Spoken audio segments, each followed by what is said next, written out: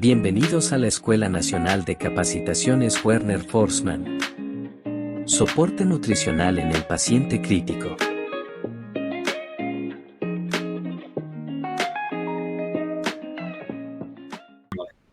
Gracias por la invitación. Soy el licenciado Paulo Arias, soy nutricionista de profesión. Tengo la especialidad en nutrición clínica por la Universidad Nacional Mayor de San Marcos. Y el día de hoy vamos a hablar acerca del soporte nutricional al paciente crítico. Es muy importante cuando hablamos de soporte nutricional conocer las diferentes estrategias, que son la estrategia de nutrición enteral y nutrición parenteral. Pero antes de entrar a todo ese mundo, primero debemos tener en cuenta algunas cosas muy importantes acerca del metabolismo en el paciente crítico y algunas consideraciones generales. Primero, cuando hablamos acerca del soporte nutricional, debemos tener en cuenta que hablamos acerca del aporte de nutrientes cuando una persona no puede comer por vía oral. Y esta se puede llevar a cabo a través de una sonda, una ostomía, nutrición enteral, o a través de una vía vascular, que es la nutrición parenteral. Pero también se considera soporte nutricional cuando se le brinda a un paciente que está comiendo por vía oral, se le brinda una fórmula enteral, ¿no? Una fórmula que tiene una composición química definida, una fórmula industrializada. Entonces también entra dentro del marco de lo que es el soporte nutricional. En este caso, el nombre específico es soporte nutricional oral. Este estudio fue desarrollado en Dinamarca, Suecia y Noruega y fue una encuesta donde se realizó acerca de cuáles eran los problemas, el por qué se demoraba el inicio del soporte nutricional en los pacientes críticos. Y justamente, como pueden darse cuenta, es por la falta de conocimiento el mayor porcentaje, ¿no? La falta de conocimiento, no tanto por el costo, la toma de tiempo, identificar los pacientes, sino más que todo por la falta de conocimiento, un poco de la falta de interés y otro también por la ausencia de responsabilidad de quién se responsabiliza acerca del manejo de este tipo de pacientes. Muy bien. El soporte nutricional como tal es una ciencia en la cual debemos tener en cuenta que tiene objetivos. El primer objetivo es el sostén nutricional, el segundo es la represión y el tercero es el soporte metabólico nutricional. Nosotros aplicamos la parte de sostén cuando tenemos un paciente que está con un buen estado nutricional y requerimos justamente que durante su enfermedad el paciente mantenga ese estado nutricional y de esa manera poder mantenerlo adecuadamente y saludable.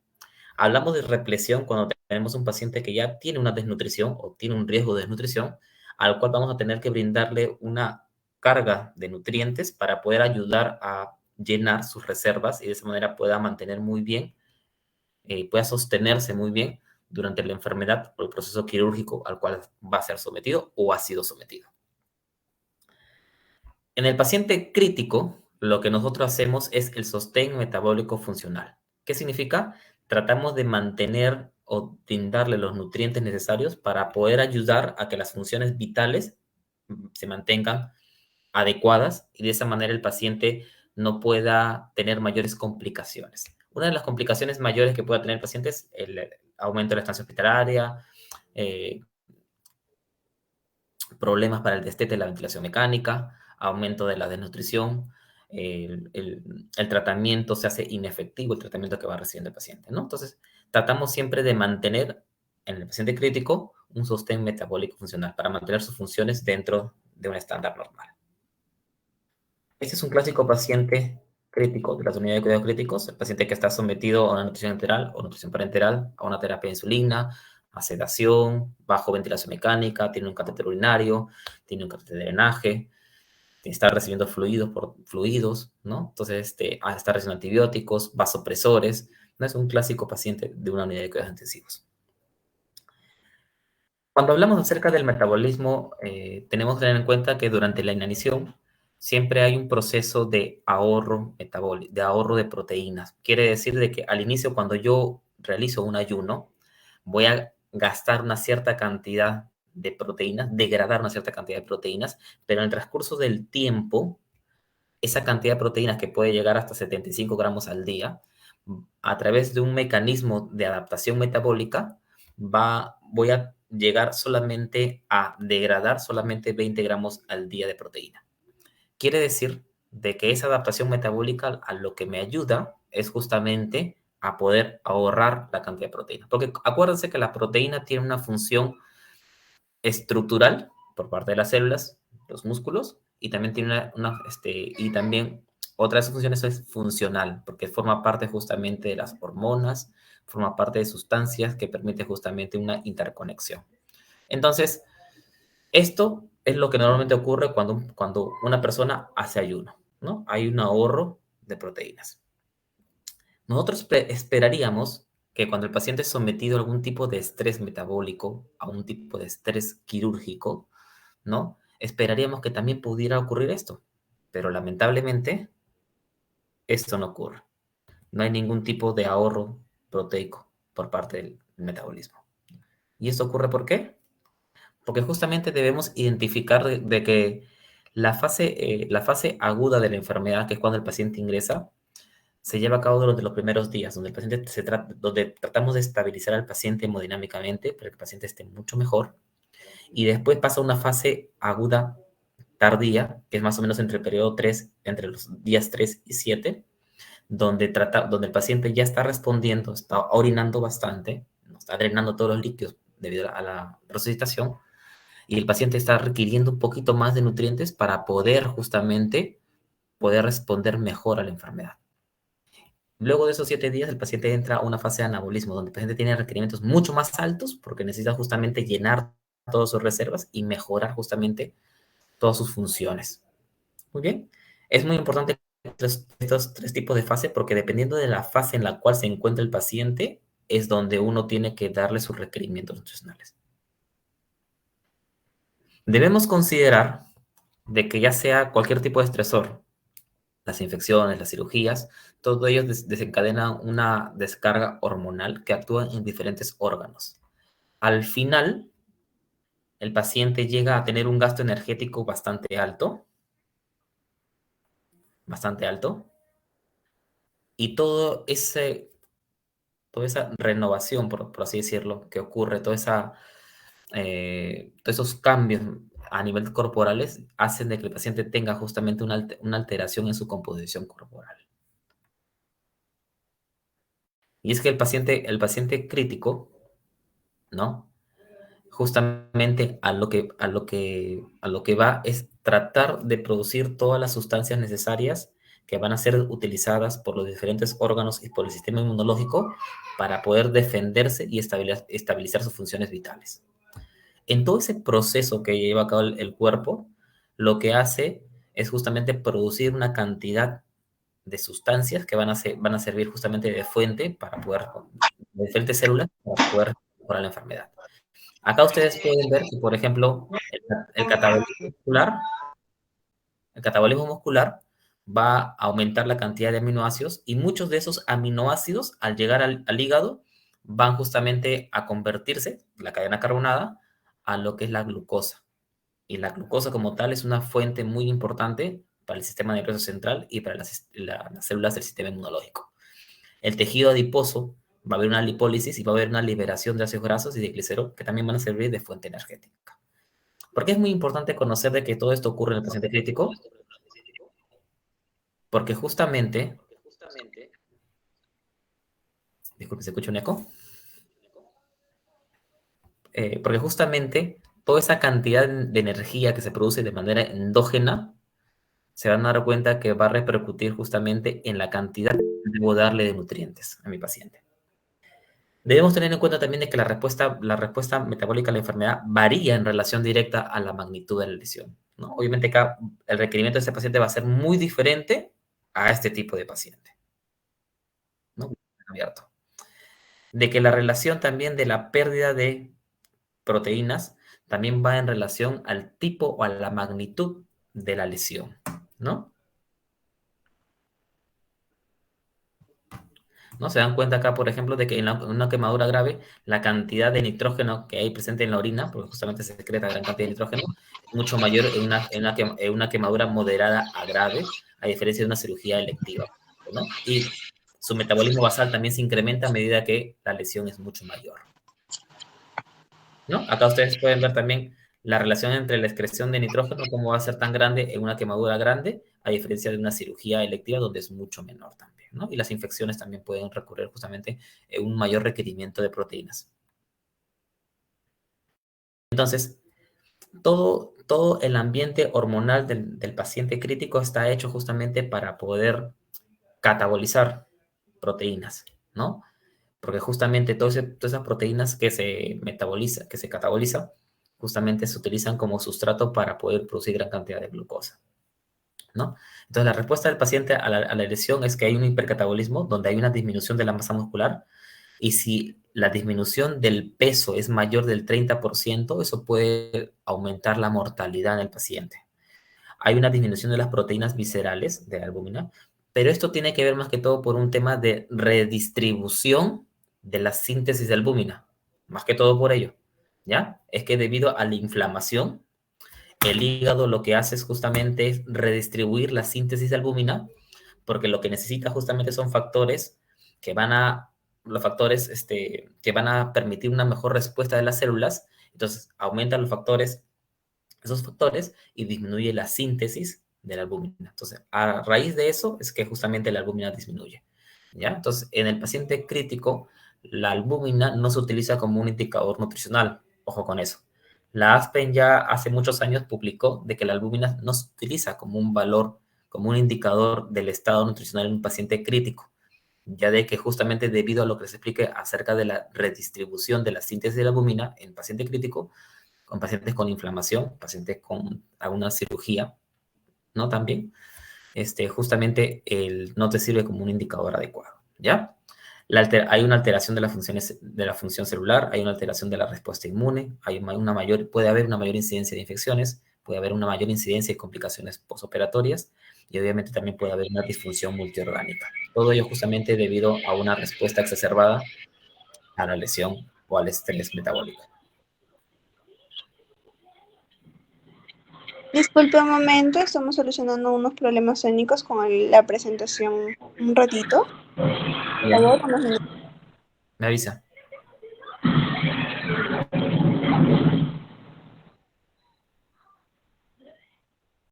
Esta fue una experiencia de terror. Bueno, arruiné tu cumpleaños.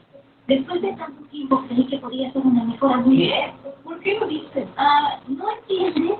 Ni siquiera sabía que cumplías años hoy. Creí que podía contentártelo con el mejor día de tu vida. Pero creo que soy un fracaso absoluto. ¡Corta de amistad! Oh, wow. Hacía tiempo que no pasaba.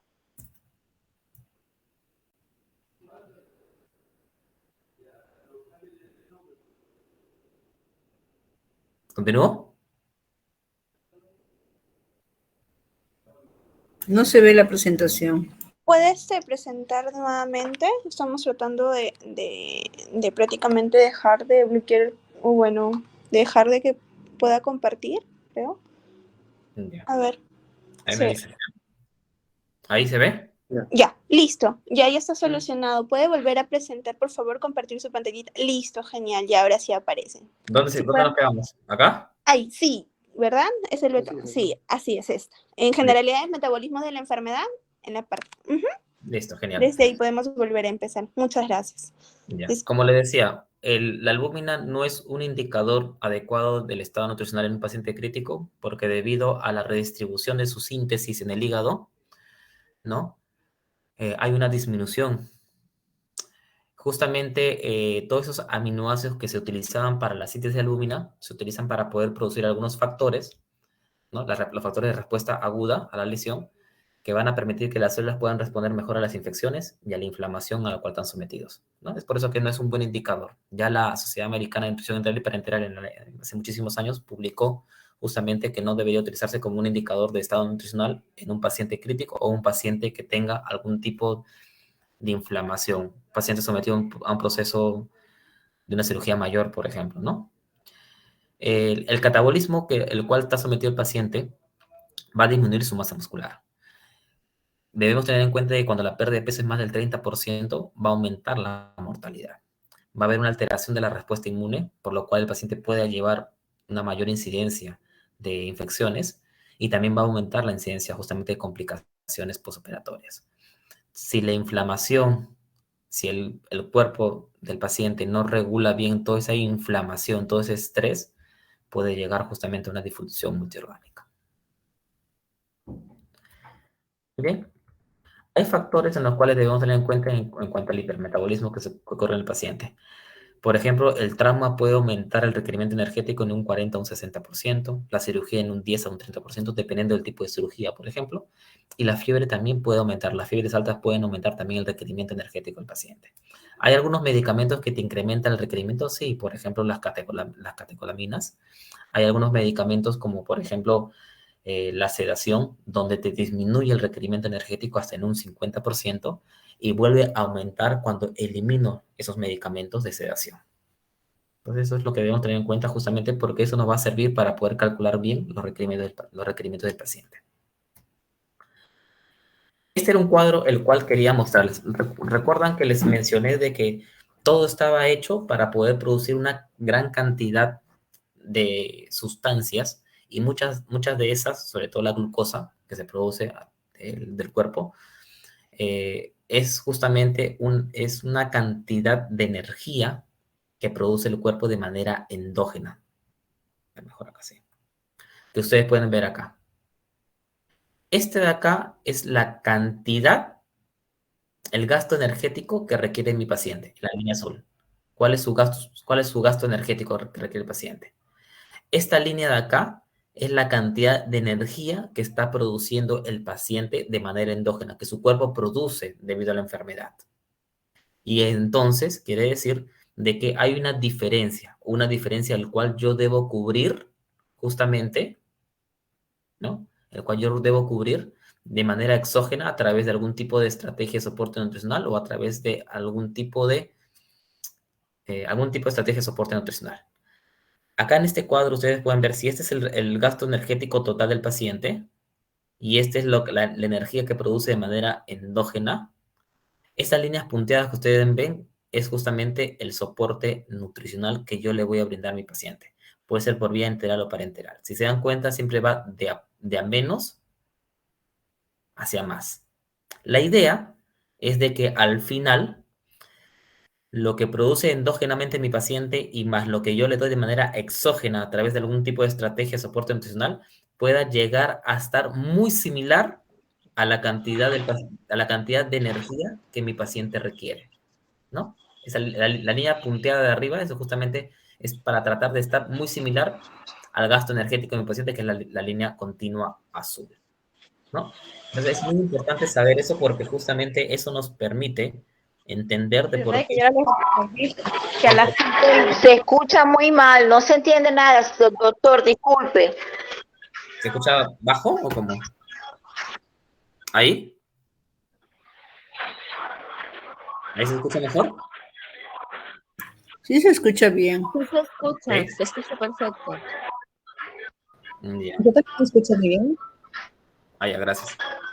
Entonces, si se dan cuenta, como les vuelvo a decir, esta es justamente la cantidad endógena de energía que se produce y esta es la cantidad, el gasto energético del paciente. Yo escucho bien. Por Yo favor, escucho muy bien. apaguen su audio, por favor. Gracias.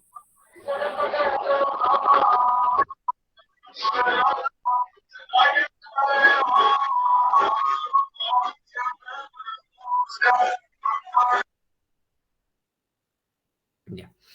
Entonces, este es el gasto energético del paciente.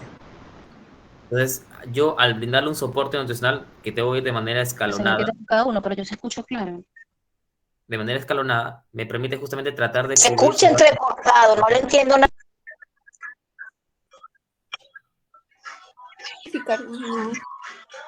A ver, hay que verificar si no es el estado del internet, porque creo que sí lo pueden escuchar otros participantes.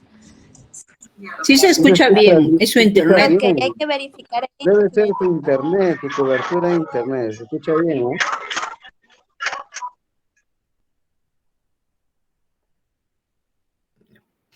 Gracias. Entonces, al yo brindarle algún tipo de soporte nutricional, lo que hago justamente es tratar de cubrir ese requerimiento que mi paciente tiene, ¿no? Acá ustedes pueden ver que la línea punteada es la cantidad de energía endógena que produce, más lo que yo le brindo de manera exógena a través del soporte, para tratar de ser muy similar a lo que mi paciente va a requerir. Es por eso que lo indicado cuando utilizo algún tipo de estrategia de soporte nutricional, sea enteral o parenteral, ¿no? Es tratar de cubrir el requerimiento de mi paciente y hacerlo de manera escalonada. Es mucho menor de menos a más. Cuando vemos el paciente crítico, debemos tener en cuenta de que también hay alteración del estado nutricional de un paciente en UCI. Justamente puede presentar una desnutrición, una sarcopenia y fragilidad. Algunos pacientes están con sobrepeso, con obesidad, que también tienen algún tipo de complicaciones. Tenemos también de que hay alguna alteración de los micronutrientes producto justamente de la terapia médica, como también justamente de la terapia de la terapia de reemplazo. Y podemos tener también pacientes con síndrome de realimentación. Sabemos nosotros de que justamente el paciente cuando responde al daño, al estrés, hay una respuesta local, ¿no? Donde hay una acción metabólica, hay un aumento de la actividad celular local, pero también hay una respuesta sistémica, donde hay un aumento de las hormonas contrarreguladoras. Y todo justamente ello altera la síntesis proteica. Ese es un cuadro donde ustedes pueden ver cómo se afecta el deterioro de la función muscular en la desnutrición del paciente, ¿no? Y no solamente a nivel estructural, sino también a nivel celular. ¿Qué debemos tener en cuenta? De que la desnutrición va a deprimir la señal del sistema central, justamente para el impulso ventilatorio, y eso va a reducir el deseo de respirar del paciente. Y eso va a traer justamente que tenga un patrón respiratorio anormal, de que haya un mayor riesgo de neumonía y también de atelectasias. Entonces va a aumentar justamente el tiempo en la ventilación mecánica de nuestro paciente, ¿no? La pérdida de peso en nuestro paciente hace que justamente hay una disminución de la masa muscular de diafragma y otros órganos accesorios. Va a haber un riesgo de atelectasias, neumonías. Va a disminuir la ventilación, la capacidad vital del paciente. Va a prolongar el tiempo de la ventilación mecánica. Y eso va a generar un patrón respiratorio anormal, ¿no? La hipovolemia que puede presentarse va a aumentar el riesgo de edemas. Y la deficiencia de fósforo, potasio y magnesio disminuye la contractibilidad diafragmática. Y si yo le doy una cantidad excesiva de calorías a mi paciente, porque no tengo en cuenta justamente el estado de enfermedad, en qué condiciones se encuentra, si se encuentra dentro de los primeros 2 días, en el tercer día o después del 7º día, no tengo en cuenta ello y le brindo una cantidad excesiva de calorías, puede hacer de que el paciente sufra justamente una alteración de su patrón respiratorio debido a un incremento del CO2, una hipercapnia.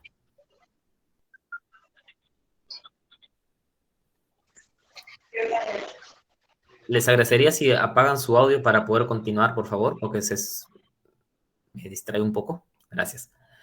Entonces, cuando tenemos también un paciente crítico, debemos tener en cuenta que todos los pacientes críticos ya vienen con unas condiciones de enfermedad, ¿no? Antes de hospitalizarse. Y dependiendo de la enfermedad que tiene, puede tener también algún tipo de inflamación crónica.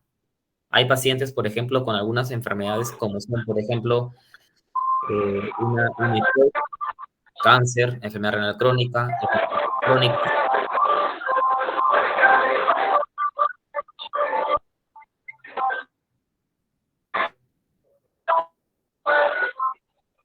Les agradecería. Buenas tardes. Perdón, discúlpeme, licenciado. Sí, por favor, a todos los participantes, por favor, respeto a la presentación y para poder no interrumpirlo y no se desligue las ideas, por favor, mantengan sus micrófonos apagados. Hasta el término de la presentación van a poder realizar todas las preguntas o dudas que vayan a tener respecto al tema. Muchas gracias. Gracias. Puede continuar, Liz. Gracias. Entonces, las enfermedades crónicas, como les había mencionado, la diabetes, la obesidad, el EPOC, las hepatopatías crónicas, la enfermedad renal crónica, ya tienen de por sí un paciente un grado de inflamación. Esa inflamación es la inflamación crónica. La edad, la sarcopenia, la fragilidad, o si el paciente ya viene con un grado de desnutrición, también son condiciones que pueden justamente llevar a que el paciente presente una desnutrición relacionada a la enfermedad. ¿Y por qué? Porque justamente hay una disminución de la masa muscular. Va a haber un aumento de la debilidad adquirida en UCI, va a haber una resistencia al anabolismo, ¿no? Y va a haber un mayor catabolismo proteico. Las medicaciones como los corticoides, si el paciente se encuentra con hiperglicemia no controladas, también puede llevar justamente a que el paciente disminuya también su masa muscular. La inmovilización de por sí El estar con bloqueadores neuromusculares también hace justamente que el paciente pierda una buena cantidad de masa muscular, ¿no? Y si todavía para ello no logro cubrir por lo menos su requerimiento basal de mi paciente, va aún más a arrastrar una deuda calórica y una deuda proteica, el cual ya no se recupera.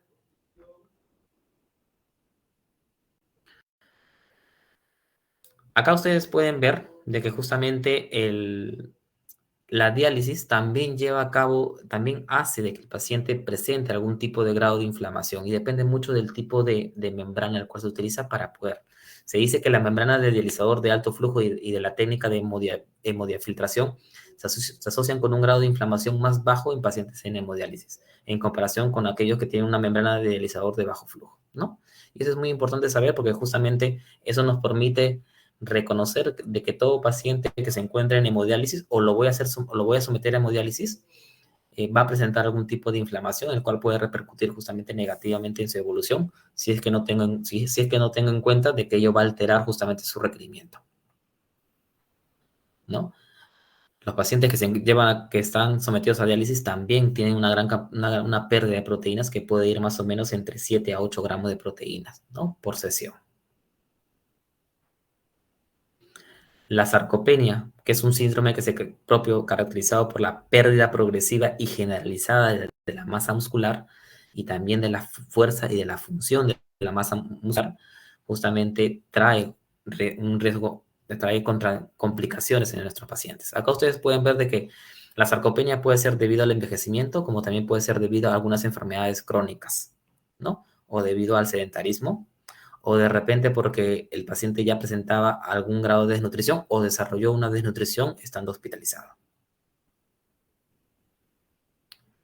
La fragilidad como tal, que es lo que nosotros podemos evaluar, es la capacidad que tiene el paciente para poder hacer sus cosas por sí solo, ¿no? Si tenemos un paciente en cuidados intensivos, obviamente que es un paciente que no va a poder hacer sus cosas por sí solo todavía, al inicio, ¿no? Y que va a estar bastante vulnerable, ¿no? Y más aún de cómo sale el paciente de la unidad de cuidados intensivos, qué tan frágil va quedando. El sobrepeso y obesidad repercuten bastante en el tema del estado nutricional de pacientes en cuidados intensivos, claro, porque imagínense que el sobrepeso, eso aumenta el exceso de peso en el tórax y en el abdomen, lo cual provoca justamente que tenga una posición más expirada de los pulmones, ¿no?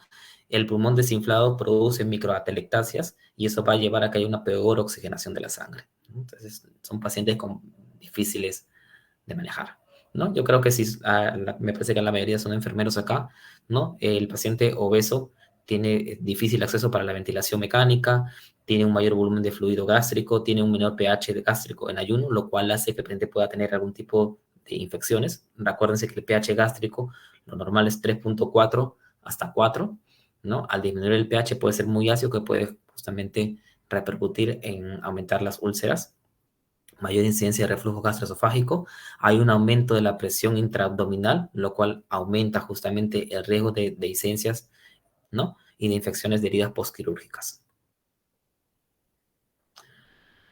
¿Qué factores afectan justamente la cicatrización si tengo un paciente obeso crítico quirúrgico? Bueno, hay factores mecánicos, las infecciones, la inflamación y la resistencia a la insulina, el cual presenta el paciente y también se produce justamente por la enfermedad, la vascularización, algunos factores celulares, alteración de las adipocitoquinas, que son justamente sustancias que se producen en gran cantidad por el tejido adiposo, el estrés oxidativo y la hipoxia, ¿no? Y los factores nutricionales como tal. Nosotros sabemos de que el paciente obeso con sobrepeso y con obesidad tiene mayor riesgo de infecciones de heridas. Y en el caso de cirugías abdominales, hay un aumento de la tensión sobre los tejidos de la pared abdominal. Y ese aumento de la presión intraabdominal justamente aumenta el riesgo de hernias, de pared abdominal, de dehiscencias, ¿no? Completas por cierre de la protomía y también de una evisceración.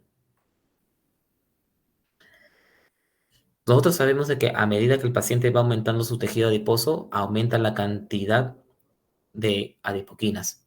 Y al aumentar la cantidad de adipoquinas, justamente aumenta también el grado de inflamación. El grado de inflamación que tiene el paciente va en relación a la cantidad de tejido adiposo que tiene. ¿Por qué es muy importante hablar acerca de la inflamación? Porque la inflamación en el paciente obeso no es una inflamación como nosotros conocemos.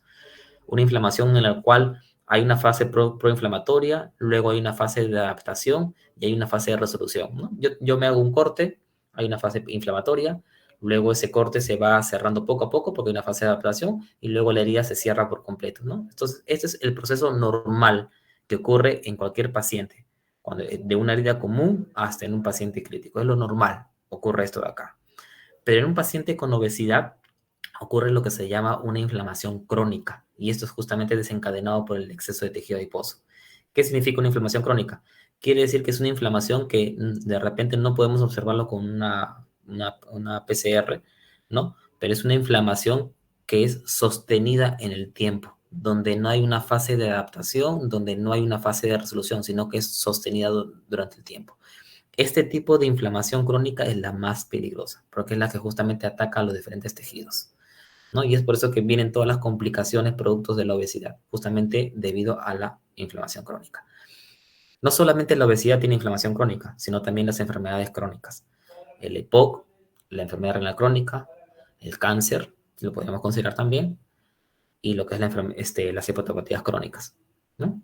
Acá justamente, como esto es para redundar la idea, hay una fase de inicio, hay una fase de adaptación y una fase de resolución, lo cual puede ocurrir dependiendo del tipo de estrés, puede ocurrir en días tranquilamente.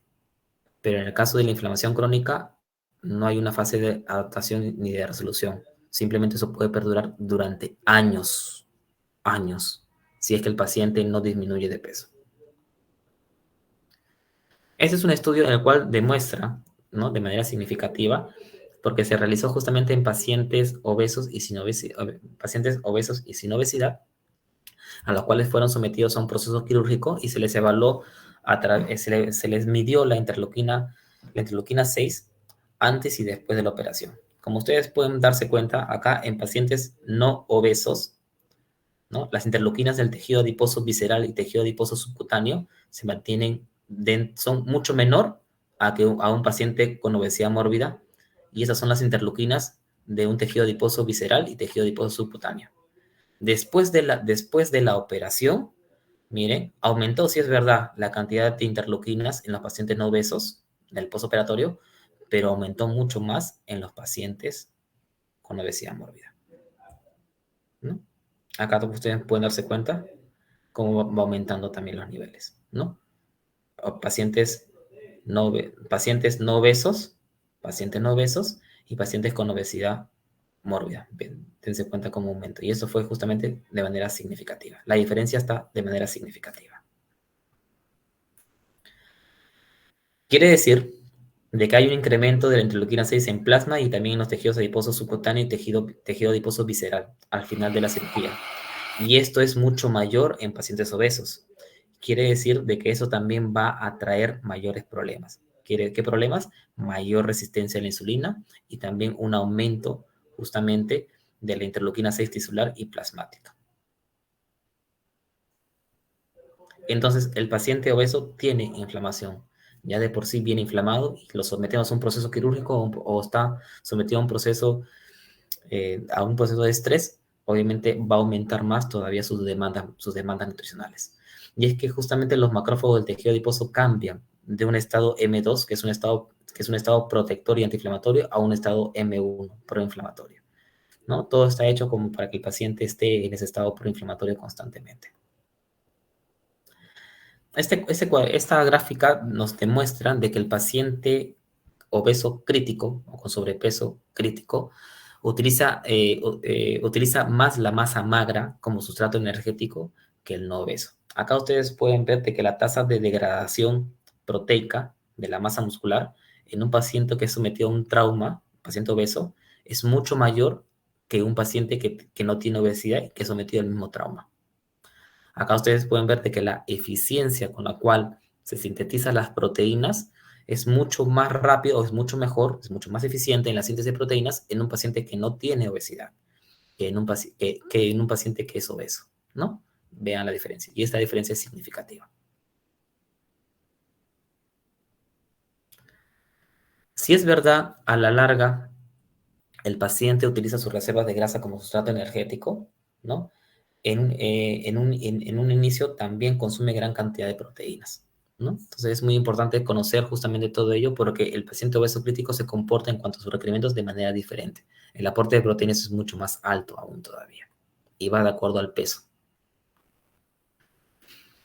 Cuando nosotros utilizamos algún tipo de estrategia de soporte nutricional, debemos tener en cuenta de que el paciente crítico puede presentar también una sobrealimentación y a veces no nos damos cuenta de ello. Si yo le infundo demasiada cantidad de carbohidratos o de dextrosa a mi paciente, puedo llevarlo a una hiperglicemia, puedo llevarlo a una insulinemia y ella puede justamente aumentar el transporte intracelular de potasio y fósforo, ¿no? Puede aumentar también la producción de CO2, puede aumentar la ventilación por minuto y eso puede contribuir a que haya una ventilación mecánica prolongada. La hiperglicemia de por sí origina justamente una alteración de la fagocitosis y de la quimiotaxis de los neutrófilos. Quiere decir que va a disminuir su respuesta a la infección. El exceso de calorías puede llevar a que haya una infiltración de grasa, a un aumento de las enzimas hepáticas, a una hepatomegalia y a una colestasis. El exceso de lípidos puede llevar a congestionar el sistema reticuloendotelial y ello puede llevar justamente a que haya un aumento de los triglicéridos séricos, lo cual puede contribuir a una enfermedad como la pancreatitis, por ejemplo, puede alterar la función inmunológica y también puede exacerbar algún tipo de enfermedad. Puede producir una enfermedad hepatobiliar también. El exceso de proteínas puede llevar justamente a que haya una mayor carga renal de solutos, a una acidosis metabólica y a una azoemia o una disminución de la función renal. Entonces hay que tener mucho cuidado de cómo indicamos la estrategia porque podemos llegar a todo ello cuando sobrealimentamos a nuestro paciente. En cuanto a los micronutrientes, obviamente que los micronutrientes son muy importantes porque permiten asegurar todas las funciones homeostáticas, metabólicas e inmunitarias del huésped, del paciente, ¿no? Optimizando justamente toda esa maquinaria celular. Si nosotros entendemos de que el paciente está sometido a fracciones de oxígeno tan grandes cuando está en ventilación, fracciones de oxígeno mayores del 21%, entonces debemos entender también de que va a gastar una gran cantidad de sustancias antioxidantes, de micronutrientes antioxidantes, para poder tratar de no producir tanta cantidad de radicales libres. Entonces, si yo no repongo esos antioxidantes, el paciente va a consumir todas sus reservas celulares de antioxidantes, ¿no? Y recordemos que justamente hay vitaminas que son muy importantes. Acá son solamente algunas, la cual está por mencionarse, como la tiamina, la vitamina C, el cobre, el zinc y el selenio. El selenio es muy importante en un paciente crítico. Lo ideal es justamente tener en cuenta de que debo brindarle siempre una cantidad ideal de micronutrientes a mi paciente crítico para poder disminuir la mortalidad, las complicaciones infecciosas, disminuir también la duración de estancia en la unidad de cuidados intensivos, la estancia hospitalaria, mejorar la respuesta a la fase aguda, mejorar la respuesta al estrés oxidativo al cual está sometido el paciente, disminuir el riesgo de disfunción multiorgánica y tratar de preservar en algo la masa corporal magra.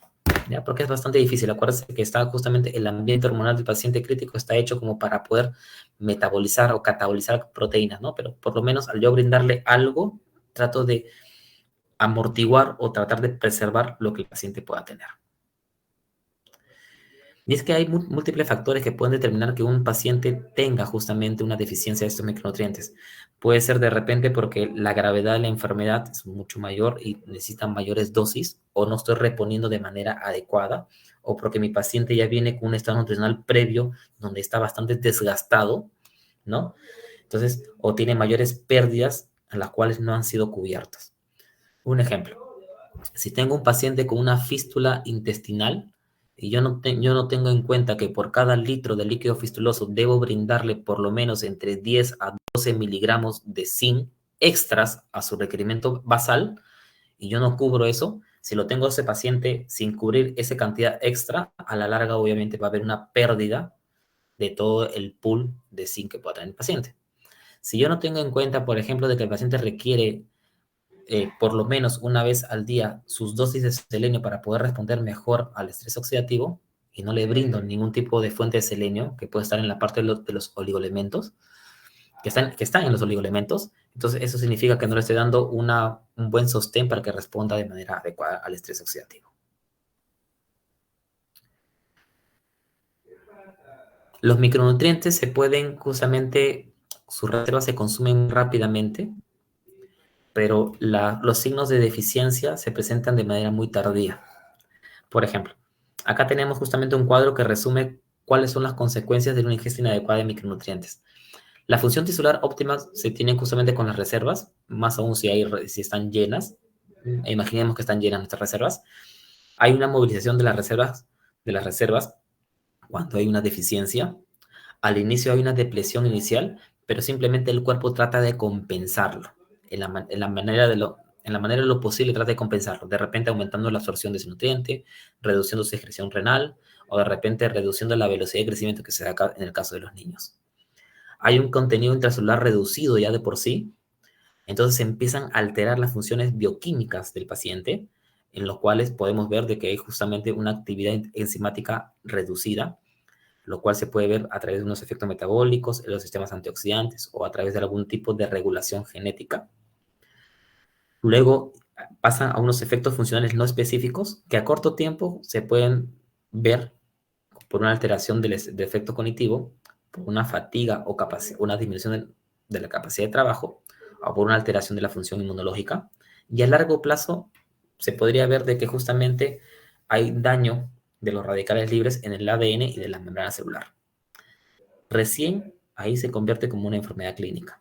Y ahí recién, después de haber depletado todas sus reservas y tratar de compensar, tratar de hacer una compensación, pero que no ha sido posible o completa, recién se presentan lo que son los signos clínicos. Y si no se sigue compensando o represionando todas esas reservas, puede llevar a la muerte o a la disfunción multiorgánica en el caso de pacientes críticos. O sea, puede contribuir a una disfunción multiorgánica. Este es un artículo en el cual mencionaba acerca de que en el 90% de los pacientes con terapia de reemplazo renal, ¿no?, desarrollan justamente deficiencias de micronutrientes más o menos entre 5 a 7 días, siendo las deficiencias más comunes justamente la del cobre, la vitamina 6 y la carnitina, ¿no? Sí, es verdad, es un estudio bastante interesante que más o menos encontró solamente esto. Hay que recordar que las terapias de reemplazo renal pueden también traer deficiencia de muchísimas más vitaminas todavía, ¿no? Se ha visto que no solamente de estas, sino que también de algunos minerales y de algunas vitaminas, sobre todo las vitaminas hidrosolubles. Este riesgo lamentablemente no es reconocido, ¿no?, de la terapia de reemplazo renal y puede conducir a una pancitopenia, a una encefalopatía y una debilidad muscular. El paciente con terapia de reemplazo renal, sobre todo el paciente con enfermedad renal crónica y que es sometido a un tipo de terapia de reemplazo renal, tiene bastante deficiencia de carnitina, ¿no? Y encima, la carnitina es un nutriente que se encuentra en gran cantidad en las carnes, en todo tipo de carnes, no solamente carnes rojas, en todo tipo de carnes.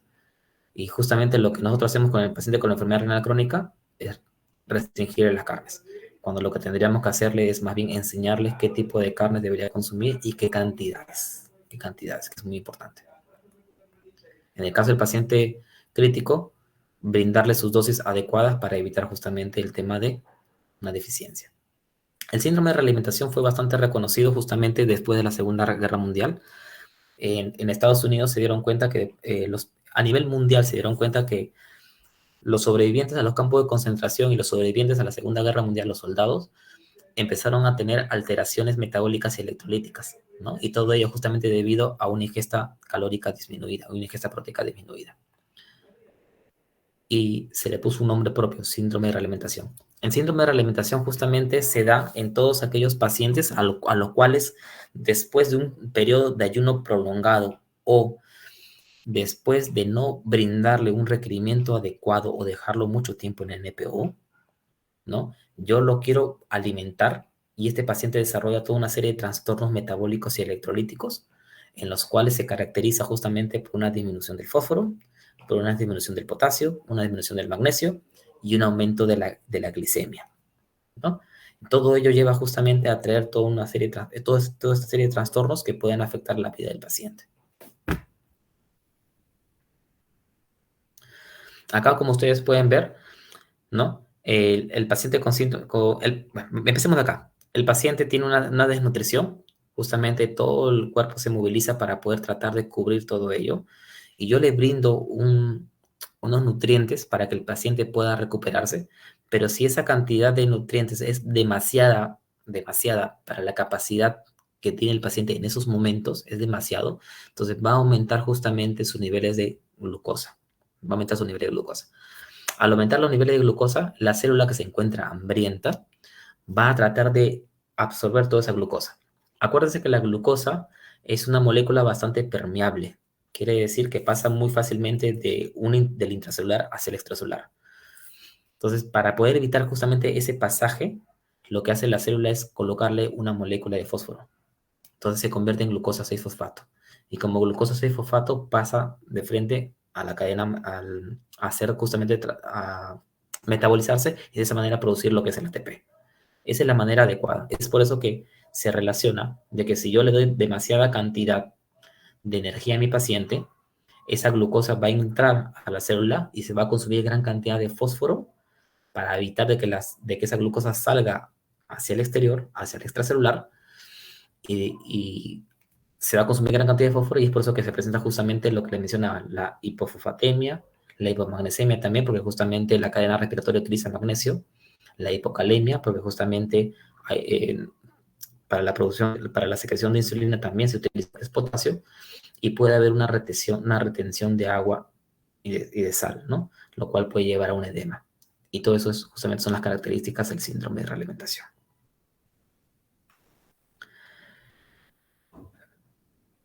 Entonces, habíamos dicho de que depende mucho la fase en la cual se encuentra el paciente para yo poder indicarle sus requerimientos nutricionales del paciente. Anteriormente, hace muchísimos años, hablamos de hace más o menos 50 años, se decía que el paciente crítico debería recibir 50 kilocalorías por kilo de peso. Luego, con el paso de los años, se dieron cuenta que era demasiada la cantidad y lo reducieron a 30 a 35 kilocalorías por kilo de peso. Los últimos estudios y las últimas publicaciones de las sociedades americanas y europeas de nutrición enteral y parenteral te mencionan de que realmente no es necesario brindarle durante la primera fase de enfermedad crítica al paciente, no es necesario brindarle dosis tan altas de calorías. Deberíamos brindarle siempre en un inicio un 25% de su requerimiento e ir escalonando poco a poco hasta un 50 o un 75% a medida que el paciente va tolerando. Al inicio se decía de que hace 50 años de que la cantidad de proteínas que requería el paciente era de 2 gramos por kilo de peso al día, que es bastante. Luego pasaron a 1.5, luego a 1.3. Los últimos estudios demostraron de que no es necesario brindarle gran cantidad porque eso puede generar una sobrealimentación del paciente. Y entonces se debe iniciar siempre con menos de 0.8 gramos por kilo de peso al día en cuanto a proteínas. E ir escalando poco a poco a medida que el paciente va tolerando. Ya para el día 4 o 7, si es que no ha habido ningún tipo de interrecurrencia, el paciente debería recibir más o menos entre 20 a 25 kilocalorías por kilo de peso y debería recibir más o menos 1.2 gramos por kilo de peso al día. Esa es la cantidad que debe recibir.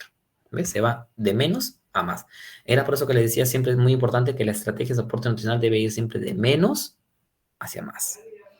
En la fase tardía, que es la fase ya de recuperación del paciente, donde lo tengo ya que recuperar, porque justamente fue sometido a todos estos procesos que desgastaron su masa muscular, entonces el paciente puede requerir hasta más de 1.2 gramos. Se dice que puede llegar hasta 2 gramos o 2.5 gramos por kilo de peso al día. Imagínense, una buena cantidad. Y de que la cantidad de kilocalorías puede llegar hasta, si es verdad, dice de 30 a 35, en un paciente con bastante desnutrición puede llegar hasta 40 o 45 kilocalorías por kilo de peso, ¿no? Después de la UCI, para su recuperación. Cuando yo tengo en cuenta el tema de sus requerimientos nutricionales, también debo tener en cuenta de que hay justamente algunas fuentes de energía que no son nutricionales, que son justamente procedentes de los medicamentos, ¿no?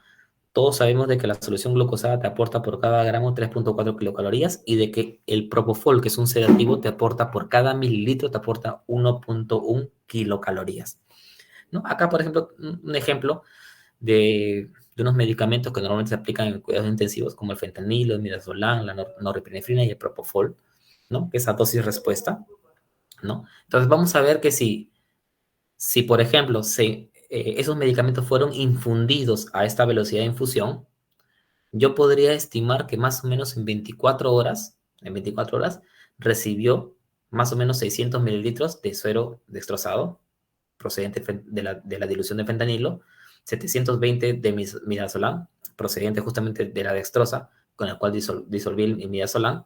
En el caso de la norepinefrina, 384 mililitros. Y en el caso de propofol, más o menos 259.2 mililitros. Más o menos un estimado, más o menos, ¿ya? Un estimado. Si yo sé que fueron 600 mililitros, yo sé de que cada 100 mililitros de dextrosa me da 5 gramos.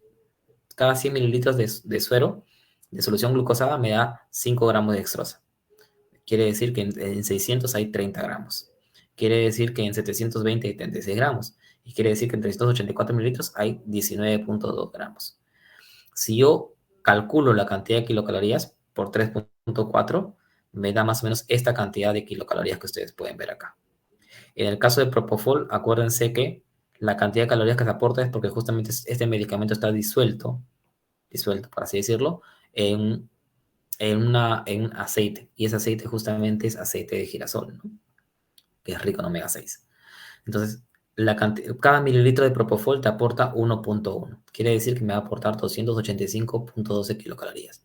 Si yo sumo todo esto, quiere decir que más o menos me da más de 500 kilocalorías solamente provenientes de la prescripción de medicamentos, ¿no? Y encima, de repente no escuché esta presentación y le puse a mi paciente durante los primeros días de enfermedad crítica, le calculé 2.000 kilocalorías y no tuve en cuenta estas 500 kilocalorías extras que le estoy dando producto de fuentes no nutricionales. En total estaría dando 2.500 kilocalorías y mi paciente pesa 45 kilos.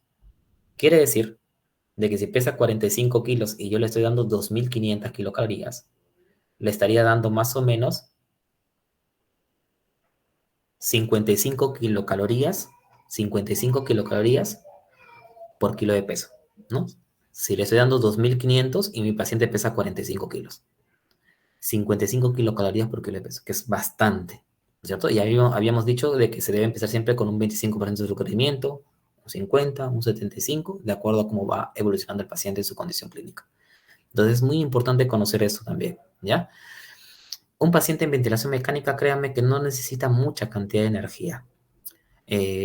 Puede llegar a requerir, de acuerdo a la evaluación, puede llegar a requerir entre 1.300 y 1.500 kilocalorías. Acuérdense que los sedativos reducen su requerimiento energético hasta en un 50%, ¿cierto?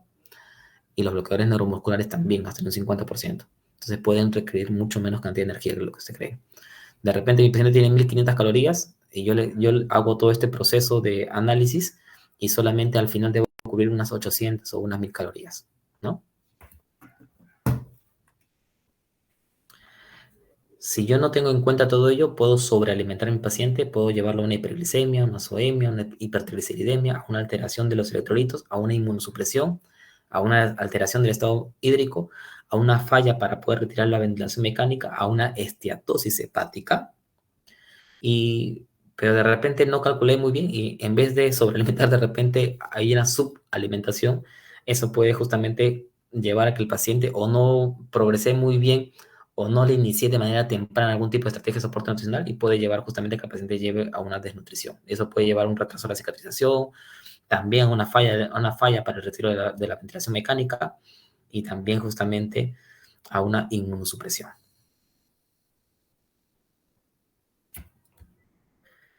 El trabajo, al menos de nosotros, al final sí es verdad. Los profesionales que trabajan en cuidados intensivos derivan al paciente ya estable, derivan a hospitalización. El trabajo como profesionales en sí no acaba de nosotros, porque después de la terapia intensiva el paciente va a requerir muchísimo más todavía, ¿no? Y sobre todo si es un paciente que está sobreviviendo a una unidad de cuidados intensivos, ¿no? Ha estado mucho tiempo en una unidad de cuidados intensivos y es un sobreviviente como tal. Entonces es un paciente que tiene un difícil pronóstico y un difícil manejo. El paciente post-UCI debería recibir grandes cantidades de energía y debería ya estar recibiendo un buen aporte de proteínas adecuado a su estado metabólico. Y más aún si el paciente está justamente sale del hospital, debería continuar su rehabilitación nutricional como tal. ¿Ok? Vamos a ver algunas estrategias, algo bastante corto para que ustedes puedan conocer Todos sabemos de que la nutrición enteral, ¿no? Es justamente la proporcionada a través de una sonda o un estoma. Les había mencionado que también el brindarle a una fórmula líquida, una fórmula enteral, de manera oral, también se considera lo que es un soporte nutricional enteral. Las fórmulas enterales son justamente productos que están constituidos por una mezcla definida de macro y micronutrientes que tienen justamente, son empleados para poder cubrir sus requerimientos, cubrir sus requerimientos y de esa manera poder evitar que tenga algún tipo de deficiencia. Tienen un interés médico-nutricional, por así decirlo. La nutrición enteral debe ser siempre la primera vía opcional terapéutica del soporte. Nosotros podemos encontrar de que puede ser a través de la vía oral, cuando le brindamos un suplemento nutricional por vía oral. Puede ser cuando lo utilizamos de manera total o puede ser cuando lo usamos de manera conjunta con la nutrición parenteral, una nutrición mixta. Y es que la nutrición enteral tiene ventajas a diferencia de la nutrición parenteral, y es que aumenta justamente la secreción de insulina e inhibe el glucagón. Eso quiere decir de que va a mantener mejor los niveles de glucosa en sangre y también va a ayudar a disminuir la respuesta metabólica. A su vez también estimula el flujo sanguíneo, lo cual va a llevar a que se puedan producir agentes endógenos que puedan justamente evitar la atrofia de la mucosa intestinal. Ese estudio que ustedes pueden apreciar es justamente, se midió los cambios sanguíneos en la arteria mesentérica superior cuando el paciente fue sometido a una alimentación oral, enteral y parenteral. Como ustedes se cuentan, cuando recibió una alimentación oral o enteral, el flujo sanguíneo de la arteria mesentérica aumentó, flujo parenteral, lo cual no sucedió justamente cuando el paciente recibió algún tipo de alimentación parenteral. No aumentó, más bien disminuyó. Entonces la alimentación enteral y oral es muy importante porque eso aumenta justamente el flujo sanguíneo. Y eso es importante porque va a permitir que haya una mayor presencia de oxígeno a nivel de las vísceras. De esa manera se pueda absorber mucho mejor y pueda disminuir justamente el riesgo de atrofia del intestino. La mera presencia de nutrientes, de algunos nutrientes en el intestino, en la luz intestinal, permite justamente mantener la función de barrera del intestino, mantener el trofismo de la mucosa intestinal y también mantener el tejido linfoide asociado al intestino. ¿Por qué es muy importante ello? Porque justamente eso permite de que se puedan disminuir las complicaciones sépticas. Hay que recordar de que la presencia de esos nutrientes también va a permitir de que se pueda evitar aquellas complicaciones metabólicas que se presentan normalmente cuando uno utiliza nutrición parenteral, que son justamente la colestasis, la litiasis, ¿no? Entonces va a disminuir ese tipo de complicaciones. Además, la nutrición enteral es de bajo costo, las complicaciones metabólicas son muy pocas, ¿no? Y es bastante fácil de administrar y es mucho más fisiológico. El tejido linfoide al cual les había mencionado, justamente es el mayor órgano inmunitario, contiene casi el 65% del tejido inmunitario y aporta más del 80% de las inmunoglobulinas A.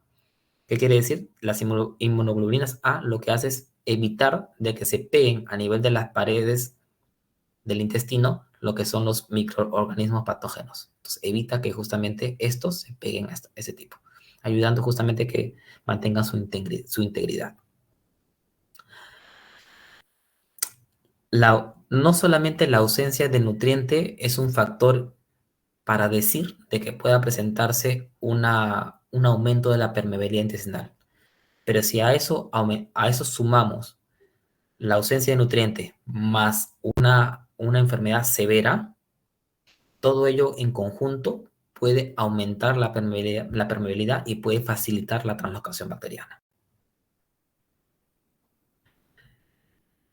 La presencia de los nutrientes también justamente, aún así sea de manera distal en el yeyuno, puede justamente ayudar a mantener un pH gástrico apropiado. Acuérdense que es muy importante que el pH gástrico se mantenga dentro de rangos normales, entre un 3.5 a 4 de pH normal, para que de esa manera justamente pueda permitir de que no crezca ningún tipo de microorganismos y también evitar de que haya algún tipo de úlcera, ¿no? Sobre todo úlceras gástricas. Entonces, yo tendría que utilizar lo que es la nutrición enteral si es que yo, por lo menos, veo de que mi paciente tiene un mínimo de tracto gastrointestinal funcionante o, de repente, el paciente tiene alguna limitación para poder ingerir, deglutir, tiene malabsorción o tiene un metabolismo incrementado. O de repente mi paciente tiene un requerimiento especial el cual no puede ser cubierto solamente con el alimento. Entonces debo pensar en utilizar algún tipo de nutrición enteral. De manera general, diría de que la nutrición enteral está indicada cuando el paciente no quiere comer, cuando el paciente no puede comer, cuando el paciente no debe comer o cuando el paciente simplemente no cubre sus necesidades nutricionales. Si el tracto gastrointestinal funciona, hay que usarlo. Hay que usarlo. Las contraindicaciones, bueno, cuando hay obstrucción, cuando hay perforación, cuando hay un hilio, cuando hay vómitos incorcibles, diarreas persistentes, cuando hay hemorragias digestivas altas, cuando hay fístulas entéricas de débito alto. Yo siempre digo que la estrategia de soporte nutricional que yo utilice es relativa. Porque, por ejemplo, si yo tengo una fístula entérica de alto débito, si yo sé que está en duodeno y yo puedo colocarle una sonda que bypasse esa fístula, tranquilamente puedo iniciarle pequeñas dosis de nutrición enteral y mantenerlo con nutrición parenteral. Si yo tengo una hemorragia digestiva alta, de repente tratar de localizar dónde y ver si es que se puede bypassear como para poder darle pequeñas dosis de nutrición enteral. No siempre hay que tratar de utilizar en la medida de lo posible el intestino. Si utilizas nutrición parenteral, procura mantener el trofismo intestinal, que es muy importante. Hablamos de nutrición enteral precoz cuando se realiza en las primeras 24 a 36 horas después de que se ha producido el evento que motiva la hospitalización del paciente o el procedimiento quirúrgico al cual ha sido sometido.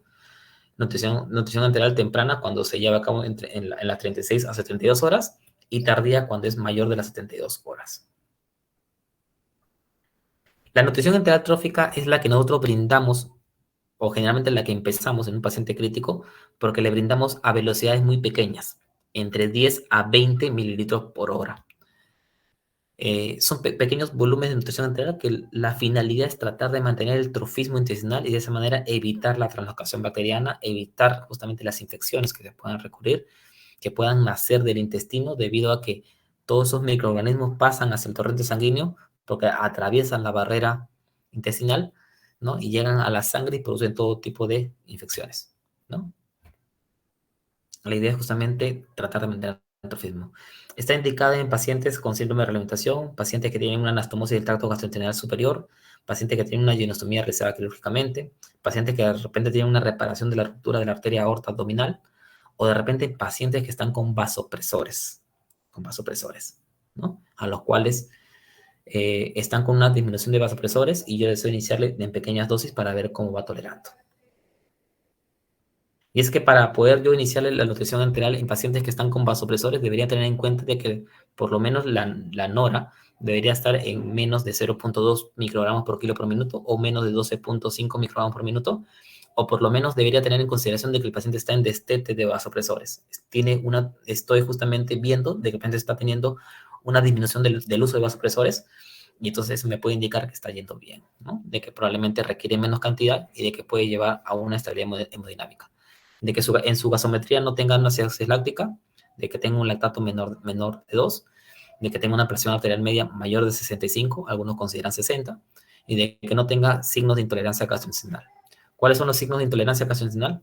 Distensión abdominal, dolor abdominal, náuseas, vómitos, diarreas y residuo gástrico alto.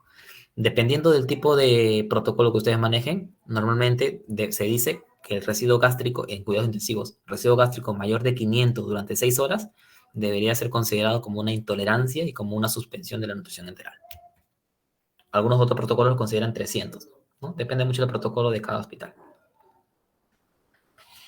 Como les había mencionado, si yo estoy ya utilizando poca cantidad de vasopresores, ya estoy en disminución y el paciente está que se estabiliza muy bien, podría yo iniciar la nutrición enteral, pero en pequeñas dosis, nutrición enteral trófica, de 10 a 20. ¿No? Y debería ir avanzando poco a poco, e ir monitoreando justamente sus signos de intolerancia, ¿no? Para estar pendiente de ellos.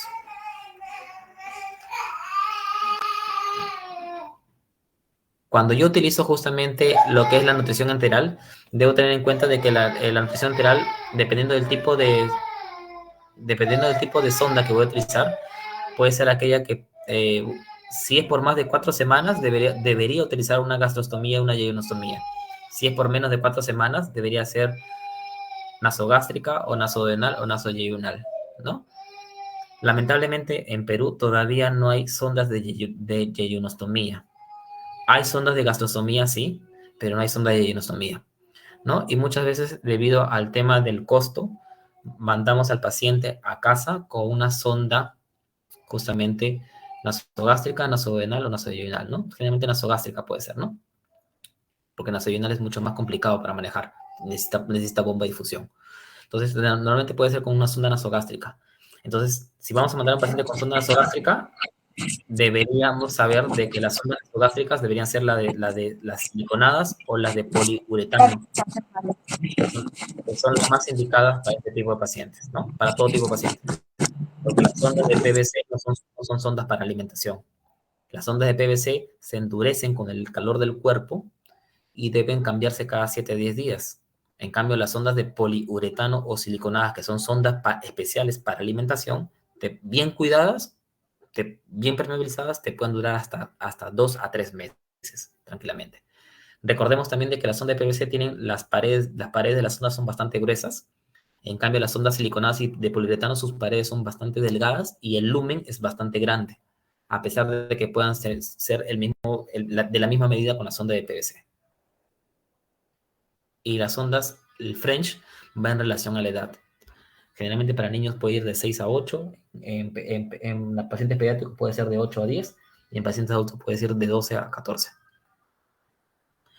Las contraindicaciones, bueno, hay algunas relativas o temporales, como ya les había mencionado, acerca, si yo bypasseo muy bien la parte de la fístula, yo puedo tranquilamente iniciarle en pequeñas dosis. Las absolutas son justamente las obstrucciones, el ilio, la diarrea grave, los vómitos incoercibles, la perforación gastrointestinal con peritonitis difusa, la inestabilidad hemodinámica y obviamente la enterocolitis necrotizante. Yo no inicio soporte nutricional de ningún tipo hasta que mi paciente no esté estable hemodinámicamente. Esto es un resumen de más o menos de lo que hemos mencionado acerca de cuáles son los beneficios nutricionales y no nutricionales de la nutrición enteral temprana. Debo recordar también de que cuando utilizo fórmulas enterales con un volumen de 1000 a 1500, estas fórmulas están diseñadas para poder cubrir el requerimiento de vitaminas y minerales. Debo también recordar de que estas fórmulas están diseñadas para ser hiposódicas. Es por eso que si yo mantengo a un paciente con una fórmula enteral por mucho tiempo y no tengo en cuenta que debo evaluar su sodio, su sodio sanguíneo, ¿no? Puede llevar a una hiponatremia, puede haber un riesgo de hiponatremia. Entonces debo estar siempre pendiente. Más o menos una fórmula de un volumen de 1500 me aporta aproximadamente 2300 miligramos de sodio a 2500. O sea, es mucho menos de los 3 a 3.5 gramos que se requiere, ¿no? Entonces debo tener en cuenta siempre ello. Debo tener en cuenta también de que estas fórmulas, dependiendo de cuáles son, si es una fórmula líquida, tiene un porcentaje de agua, y ese porcentaje de agua de esa fórmula líquida, por ejemplo, un Osmolay o un Fresugen HP o un Surbimed, por ejemplo, que son fórmulas líquidas listas para usar, tienen un porcentaje de agua. Ese porcentaje de agua es lo que yo debo considerar para mi balance hídrico, no el volumen de fórmula. Si yo sé que mi Osmolay, por ejemplo, por cada litro tiene 850 mililitros de agua, significa que para mi balance hídrico me sirve no el litro de Osmolay, sino me sirve lo que contiene de agua, que son los 850. Si yo utilizo una fórmula en polvo, yo lo que debo preguntar es al nutricionista, que es el encargado siempre de ver esa parte de ahí, qué cantidad de agua me está aportando la fórmula que se ha diluido, la fórmula en polvo. Ya eso es muy importante porque eso me va a servir para mi balance hídrico. Este cuadrito les puse acá a ustedes para que ustedes puedan ver de que el contenido de agua, si es que realmente no sé la cantidad de agua que contiene cada fórmula, de repente esto me puede servir. Si yo conozco la densidad calórica, que son cuántas kilocalorías por mililitro de agua contiene la fórmula, cuántas kilocalorías por mililitro, que todas las fórmulas siempre la contienen, siempre la mencionan, es 1, 1.2, 1.5. Si yo sé cuál es la densidad calórica, yo podría saber más o menos una estimación de qué cantidad de agua tiene. Por ejemplo, si tiene 1 kilocaloría por mililitro, podría decir que es 85%, el 85% es agua. Si tuviera, por ejemplo, una fórmula hipercalórica, por ejemplo, un Nepro que tiene 1.2, o un Pulmocar que tiene 1.2, o una Glucerna 1.5, ¿no? Que son hipercalóricas, yo podría decir que más o menos el 71% al 82% de la fórmula es agua. Si yo tuviera una Glucerna Fit que tiene una cantidad de kilocalorías de 0.6, por ejemplo, yo podría decir que más o menos el 90% de ella es agua, ¿ya? Yo siempre, al momento de hacer la selección de las fórmulas integrales, siempre debo evaluar el acceso y debo ver qué tan bien voy a recomendar el uso de fórmulas. Hago la prescripción, reviso la orden. En el caso de nutrición, lo que hace es justamente dispender la preparación o la fórmula. Si es farmacia, de repente le dispende los MOLAI, que son las fórmulas listas para usar. Si es nutrición, de repente las fórmulas diluidas en polvo, en agua, las fórmulas de polvo diluidas en agua. Luego la enfermera lo que hace es la administración. Y lo que le toca a los profesionales es monitorear qué tal va bien la fórmula que se le está administrando. Estos son algunos criterios en los cuales debo utilizar para poder elegir bien la fórmula integral. De repente la composición de macronutrientes, la densidad calórica, si es polimérica o hidrolizada, si tiene fibra o no tiene fibras, qué tan osmolar es, la viscosidad del producto y también el diámetro de la sonda que tengo, que la voy a colocar, el método de administración y el costo. En el caso del paciente, si tiene algún tipo de requerimiento especial, si tiene algún tipo de enfermedad crónica, si tiene de repente alguna falla de algún órgano, si tiene una función gastrointestinal adecuada, el tipo de acceso integral que estoy utilizando y también el estado hídrico de mi paciente. En los pacientes críticos, de acuerdo a las recomendaciones de las guías ASPEN, te dice que no deberías iniciarle todavía con una fórmula con fibra. Debería ser o bien exenta de fibra o bien tener una cierta cantidad de fibra soluble, ¿no? La fibra soluble que contiene la mayor cantidad de fórmulas está en forma de FOS, fructo oligosacáridos.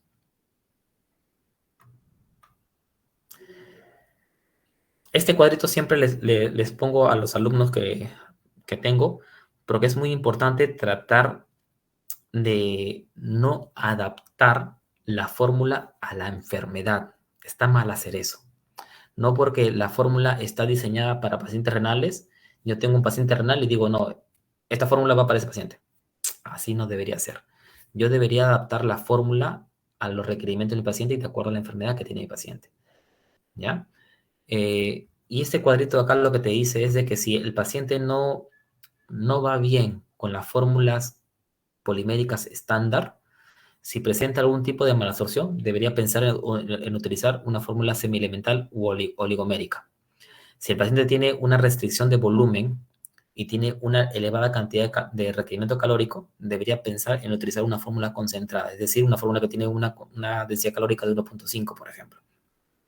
Si el paciente ha sido sometido a algún tipo de cirugía abdominal mayor, ha sido sometido a una cirugía de cabeza y cuello, es un paciente quemado o un paciente de cáncer de cabeza y cuello, entonces debería pensar de repente en utilizar una fórmula inmunomoduladora. Si el paciente es un paciente renal, pero tiene restricción de fósforo, de potasio y de electrolitos y restricción de volumen, debería yo pensar también recién en utilizar una fórmula renal. Si mi paciente con cirrosis hepática no responde al tratamiento con fórmulas enterales estándar, después de haber visto de que todos los factores predisponentes de la encefalopatía hepática fueron resueltos, pero aún a pesar de que lo de la alimentación con la fórmula polimérica estándar no responde muy bien y entra de nuevo al cuadro de encefalopatía, recién yo podría pensar en utilizar lo que es una fórmula para pacientes cirróticos, una fórmula que contiene aminoácidos de cadena ramificada. ¿Ya? En cuanto a la nutrición parenteral, debemos conocer de que la nutrición parenteral justamente es de vía central, ¿no? Por una vena de gran calibre, y la nutrición parenteral periférica, que es por una vena de pequeño calibre. La periférica debería utilizarse por lo menos entre 7 menos de 15 días. La parenteral central es para utilizarla entre más de 7 días. Algunas guías dicen cuando el paciente va a requerir nutrición parenteral por más de 15 días. Entonces, esa periférica es por poco tiempo, debería ser por poco tiempo. Si yo vi de que el paciente está consumiendo sus alimentos, pero necesita un soporte nutricional enteral oral, y le brindé, y aún a pesar de ello no logro cubrir su requerimiento, o no logro evolucionarlo muy bien, entonces debo pensar recién en una nutrición enteral por sonda. Pero de repente la nutrición enteral por sonda me quedó muy corto en cuanto a sus requerimientos. No puedo evolucionar, no puedo progresarlo adecuadamente. Yo recién debería pensar en una nutrición parenteral para poder satisfacer todas sus necesidades. Debe ser siempre como la última opción, la nutrición parenteral. Y es que la nutrición parenteral, hacer justamente una mezcla que va directamente a la sangre, hay que hacerle un examen bastante extensivo y exhaustivo, porque puede presentar bastantes complicaciones metabólicas. Entonces hay que tener bastante cuidado de cómo se formula y cómo se indica. Tengo la nutrición parenteral parcial, por ejemplo, una nutrición parenteral periférica, una nutrición parenteral total cuando cubre el total de sus requerimientos, y una nutrición parenteral suplementaria cuando veo de que no estoy cubriendo sus requerimientos, ya sea por vía oral o por vía enteral, y le estoy brindando una nutrición parenteral para poder cubrir toda esa brecha, ¿no? Dependiendo del tipo, de acuerdo al aporte nutricional, de acuerdo a la vía de acceso, de acuerdo al si se administra en hospitales o en domicilio, o de repente también si es continua, ¿no? Normalmente en hospitales lo hacemos de manera continua durante 24 horas. La parenteral cíclica normalmente se lleva a cabo en domicilio o cuando el paciente puede comer por vía oral, pero como le queda corto sus requerimientos, lo conecto durante la noche, ¿no?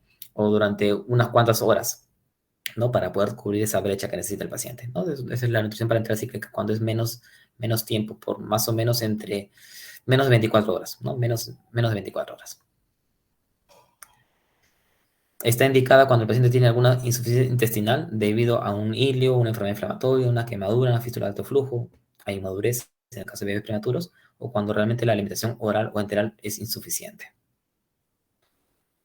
Debo indicarlo siempre al final, cuando yo no logre cubrir su requerimiento, ya sea por vía enteral o por vía oral, o cuando el tracto gastrointestinal no está funcionante, o no es posible acceder a ello, o se encuentra perforado.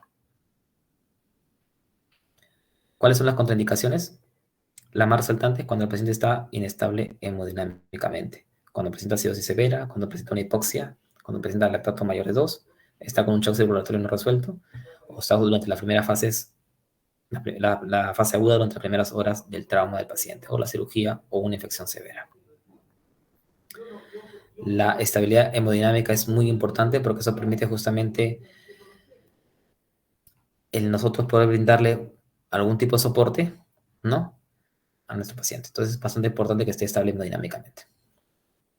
La nutrición enteral, cuando va combinada con la nutrición parenteral, nos permite mejorar el flujo biliar, el metabolismo celular y también el tratar de aumentar las secreciones pancreáticas y también liberar también lo que son las hormonas gastrointestinales enterotróficas. La nutrición enteral combinada con la nutrición parenteral me permite regular mejor lo que son las enzimas hepáticas y me permite también regular mejor lo que es la glicemia en sangre, ¿ya? Y eso justamente debido a que debido a que la presencia de los nutrientes en el intestino va justamente a activar la GLP-1, la cual tiene una regulación a nivel de la glucosa en sangre, ¿no? La nutrición parenteral periférica, como les mencioné, se utiliza justamente cuando algunas guías dicen cuando es menos de 7 días que va a requerir el paciente, otras mencionan que debe ser cuando es menos de 15 días. Lo importante de la nutrición parenteral periférica es de que realmente no me va a servir para cubrir el requerimiento de mis pacientes. Y muchas veces es exenta en algunos electrolitos y en algunos minerales, porque al agregarle tendría que aumentarle un gran volumen para que me pueda soportar justamente la osmolaridad. Acuérdense que la nutrición parenteral periférica, la osmolaridad debe ser menor de 900, algunas guías dicen 850, y es un poco difícil. Sobre todo si tengo un paciente que tiene restricción hídrica, es bastante difícil porque para las bolsas de nutrición parenteral periférica generalmente tienen un volumen mayor de 1000, ¿no? 1500, 1900, 2000, ¿no? Porque tratan de ser de volumen tan alto para poder diluir todos los nutrientes y de esa manera la osmolaridad pueda bajar. En cambio, la nutrición parenteral central te puede tranquilamente soportar a grandes volúmenes, puede soportar grandes cantidades de nutrientes, ¿no? No hay limitación en cuanto a la cantidad de fluidos que pueda recibir, ¿no? Normalmente bordea entre los 2000 a 2500 de volumen. Los sustratos principales que tienen justamente la nutrición parenteral, es uno de ellos el carbohidrato. Debemos recordar de que tenemos siempre un requerimiento mínimo, que va de 2 gramos por kilo de peso al día del paciente. En un paciente crítico se puede aceptar que el requerimiento pueda ir de 1 a 2. Hay un suministro usual, que es de 3 a 4, pero de por sí el suministro de carbohidratos o de dextrosa no debería ser más de 7. Debería ser siempre menos de 7. Lo usual es siempre de 3 a 4. Es muy importante también tener conocimiento que cuando yo realizo una nutrición parenteral, lo mínimo de dextrosa que debería contener son de 100 a 150 gramos. Y justamente ello es para poder evitar la gluconeogénesis, ¿no? Que es a partir de los aminoácidos musculares. Y también teniendo en cuenta de que hay muchos órganos que son dependientes de la glucosa, como son el sistema nervioso central y otras células más. La tasa de oxidación no puede ser, en el caso de los adultos, no puede ser mayor de 5. Si yo le doy una tasa de oxidación de glucosa o un VIG mayor de 5, puedo originar una hiperglicemia, una lipogénesis y también una estatosis hepática. La combinación de la dextrosa con los aminoácidos o con los lípidos permite justamente tener un mejor balance nitrogenado. ¿Por qué se utiliza la dextrosa como fuente de carbohidrato en la solución, en la nutrición parenteral? Bueno, porque es fácilmente medible en sangre y orina. En estudios de investigación se trató de utilizar otro tipo de carbohidrato. Se utilizó lo que es la fructosa y el xilitol, pero no ha tenido éxito, debido a que hubo más complicaciones que beneficios. La osmolaridad de la dextrosa va en relación justamente a la concentración que tiene, ¿no? Como ustedes pueden darse. Y tener en cuenta también la fuente de dextrosa. Si es monohidratada, 3.4, y si es anhidra, va de 4 kilocalorías. Nosotros debemos preguntarle siempre a la químico farmacéutica, que es la que realiza la validación de la mezcla parenteral, preguntarle cuál es la dextrosa que está utilizando para poder nosotros calcular bien la cantidad de energía que está aportando. Las emulsiones lipídicas de la nutrición parenteral tratan de imitar estructuralmente a los kilomicrones que se producen justamente en los enterocitos. Es toda una mezcla de emulgentes, isotonizantes, convergentes, alcalinizantes, toda una mezcla de ello. Son unos liposomas en los cuales se encuentran embebidos, dentro de esos liposomas, se encuentran embebidos lo que son los triglicéridos de cadena larga, algunas vitaminas y también justamente esas sustancias. Se trata de ser muy similar a los kilomicrones, pero lamentablemente tiene sus carencias. ¿Y cuáles son las carencias que tiene? Justamente que a diferencia de los kilomicrones no tienen proteínas, como son las apoproteínas. Y el perfil de ácidos grasos depende mucho del tipo de aceite que se utilice. Hay presentaciones de emulsiones lipídicas que tienen justamente lo que es aceite de soya, aceite de pescado, aceite de coco, aceite de oliva, ¿no? Hay otra presentación de emulsión lipídica que tiene solamente triglicérido de cadena media y aceite de soya. Es muy importante incluir justamente la emulsión lipídica en la nutrición parenteral porque es fuente de ácidos grasos esenciales y también de vitamina E, que es justamente un antioxidante importante. Y porque aporta calorías. Cuando yo le agrego la emulsión lipídica a una nutrición parenteral, lo que hace es bajar la osmolaridad y también hacer que el pH sea mucho más adecuado para que justamente irrite menos el endotelio vascular. Si yo conecto una 3 en 1, que es la que contiene carbohidratos, aminoácidos y lípidos, debo colocarle un filtro de 1.2. Si yo coloco una 2 en 1, que es solamente dextrosa y aminoácidos, debo colocarle un filtro de 0.22 micras. Si yo coloco una 3 en 1 que contiene los tres macronutrientes, yo puedo infundirlo en 24 horas. Pero si yo coloco una 2 en 1 y coloco aparte mi emulsión lipídica, la emulsión lipídica como máximo debería pasarlo entre 10 a 12 horas, no más de 12 horas. La pregunta es ¿por qué? Simple. La emulsión lipídica, al tener un pH bastante bajo y al tener también justamente una osmolaridad baja, es muy fácil de que los microorganismos proliferen en este tipo de soluciones. Entonces, es por eso que justamente, de acuerdo a las recomendaciones, no debería infundirse por sí sola en más de 12 horas. Este es un cuadro porque cuando nosotros hacemos la prescripción de las emulsiones lipídicas en la nutrición parenteral, debemos basarnos siempre en los niveles de triglicéridos del paciente. La dosificación de la emulsión lipídica va de 0.7 hasta 1. Si utilizo una emulsión lipídica a base de soya. Si utilizo una emulsión lipídica que tiene los diferentes tipos de aceite, como aceite de pescado, puede ser hasta 1.5. Acá ustedes pueden darse cuenta de que va de acuerdo a los niveles de triglicéridos. Si es menos de 150, puedo llegar hasta 1.5. Si va hasta 200, puedo llegar hasta 1.5. Si va de 200 a 300, debería yo dosificar 0.75. Si va de 300 hasta 400, debería solamente dosificar 0.5 gramos por kilo de peso al día de emulsión lipídica. Yo debería suspender la emulsión lipídica si es que los niveles de triglicéridos en sangre son mayores de 400. No debería brindarle. La emulsión lipídica son de diferentes generaciones. La última generación justamente son las de cuarta generación. En el mercado peruano tenemos justamente aquellas que son de aceite de soya más triglicérido de cadena media, y tenemos también esta de acá, que es justamente una marca comercial que es el Smooth Lipid, que tiene aceite de soya, tiene triglicérido de cadena media, que es aceite de coco, aceite de oliva y aceite de pescado. Toda emulsión lipídica te aporta 10 kilocalorías por cada gramo, a diferencia de su contraparte alimentaria, donde cada gramo de lípido te aporta 9 kilocalorías. Acá te aporta 10 porque se consideran justamente la cantidad de kilocalorías que aporta los emulgentes que se le agregan a la fórmula.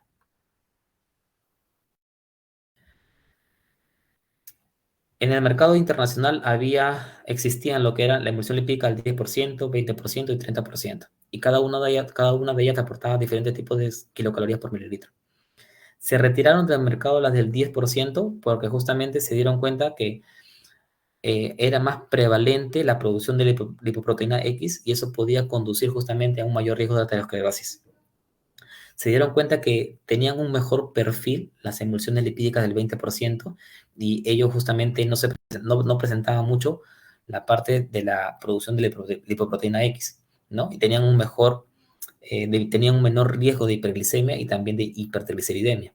Entonces, las emulsiones lipídicas que hay en el mercado peruano son las emulsiones lipídicas del 20%. A nivel internacional, hay todavía en algunos países lo que es del 30%. Yo les mencioné que depende mucho del tipo de aceite que se encuentra embebido en ese liposoma, en esa vesícula de grasa. Tenemos diferentes tipos de aceites. Tenemos los aceites de soya, los aceites de oliva y los aceites de pescado. El aceite de soya, recordemos que justamente tiene una gran proporción de omega 6, que es proinflamatorio. En cambio, el aceite de oliva tiene gran cantidad de omega 9.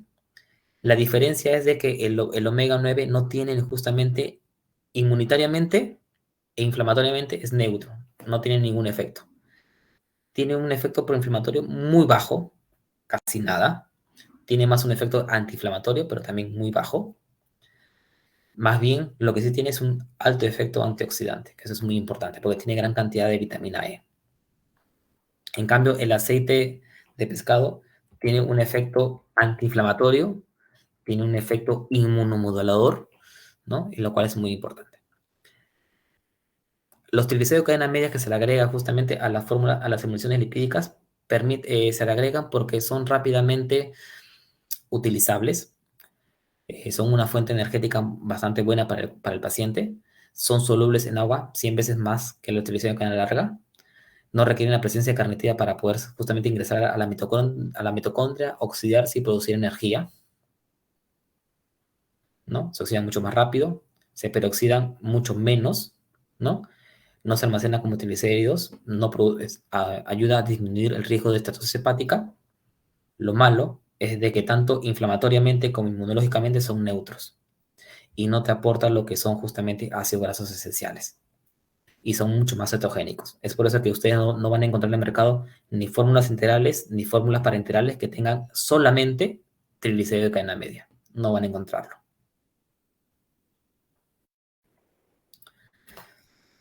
Esos son justamente los diferentes tipos de aceite y las diferentes composiciones que tienen. se consideran que la relación omega 6, omega 3, la más apropiada, va de 2.5 hasta 4. De todos los productos de emulsión lipídica, la que cumple esa característica justamente es la que tiene diferentes tipos de aceite, no siendo así la que tiene solamente aceite de soya. 7.1 a 7.1, ¿no? Y la diferencia de la que tiene mezcla de aceites tiene 2.5 a 1, la relación omega 6, omega 3. Y la más saludable es justamente de 2.5 hasta 4. Debemos tener en cuenta que cuando nosotros no aportamos ningún tipo de fuente grasa, el paciente se puede producir una deficiencia de esos grasos esenciales. Y eso puede presentarse a los 15 días después de no haberle dado ninguna fuente de grasa al paciente.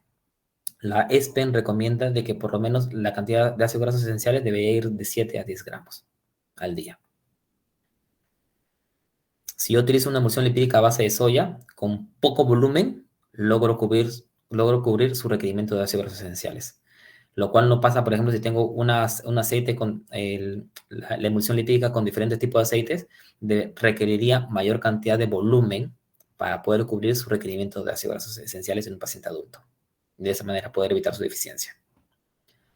Debo también conocer también de que el propofol, el sedativo que utilizo en cuidados intensivos, también me da ácidos grasos esenciales y me da más o menos un 0.06 gramos por cada mililitro.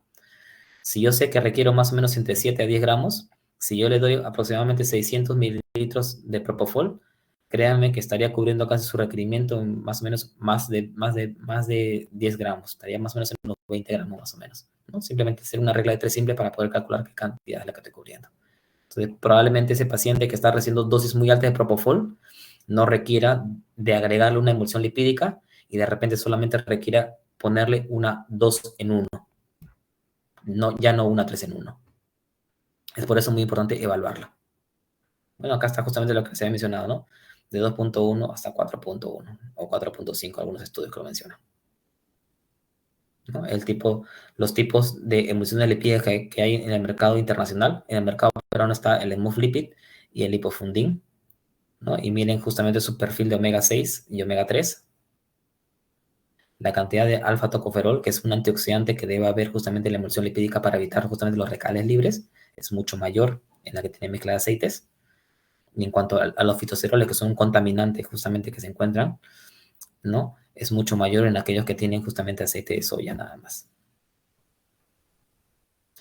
En cuanto a las proteínas, bueno, es simplemente para poder cubrir, se encuentran justamente en forma de L-aminoácidos. La glutamina es la única que se encuentra en forma de dipéptidos, porque eso mejora su estabilidad.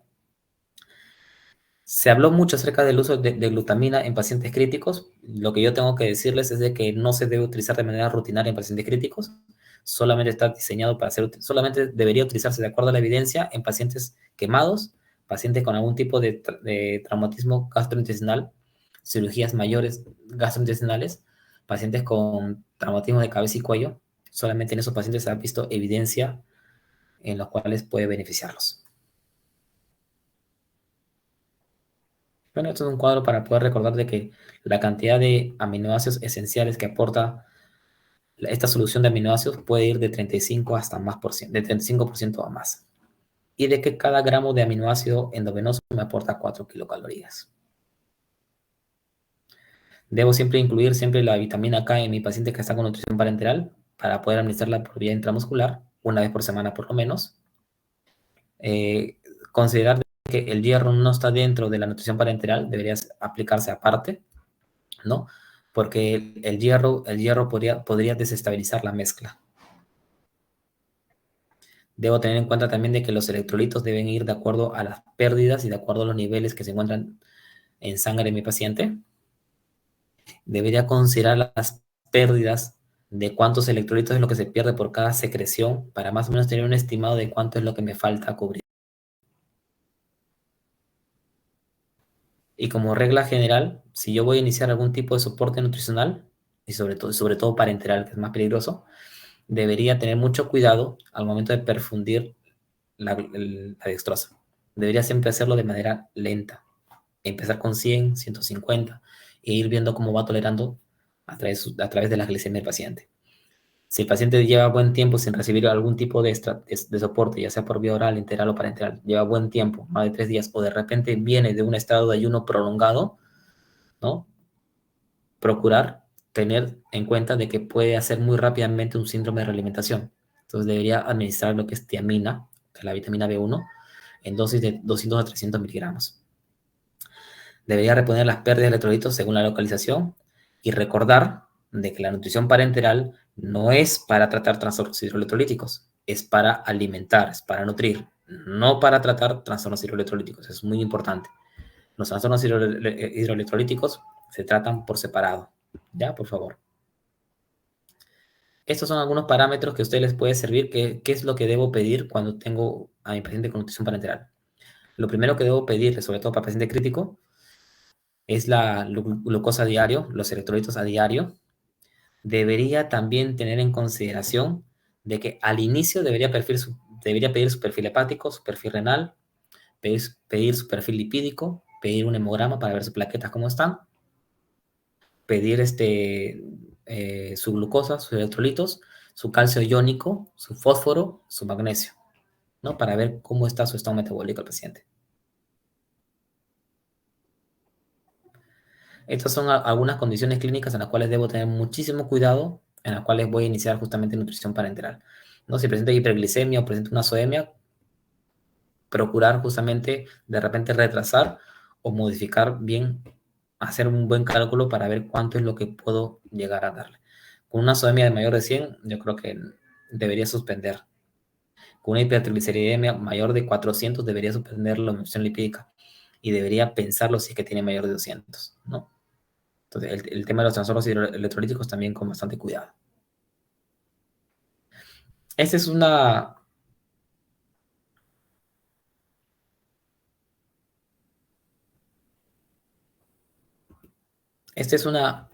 en el mercado peruano hay nutrición parenterales que son multicámara y las que son magistrales. Las magistrales son las que nosotros formulamos y las multicámaras son justamente las que ya vienen listas para usar.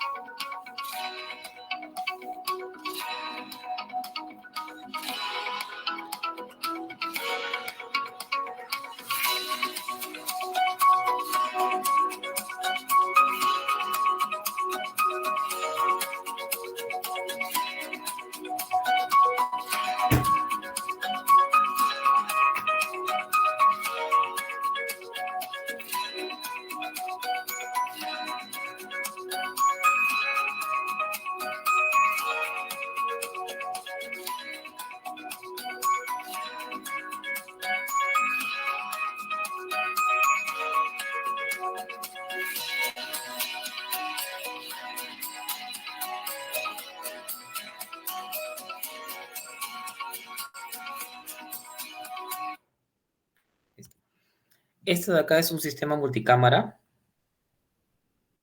donde tiene justamente los tres tipos de nutrientes.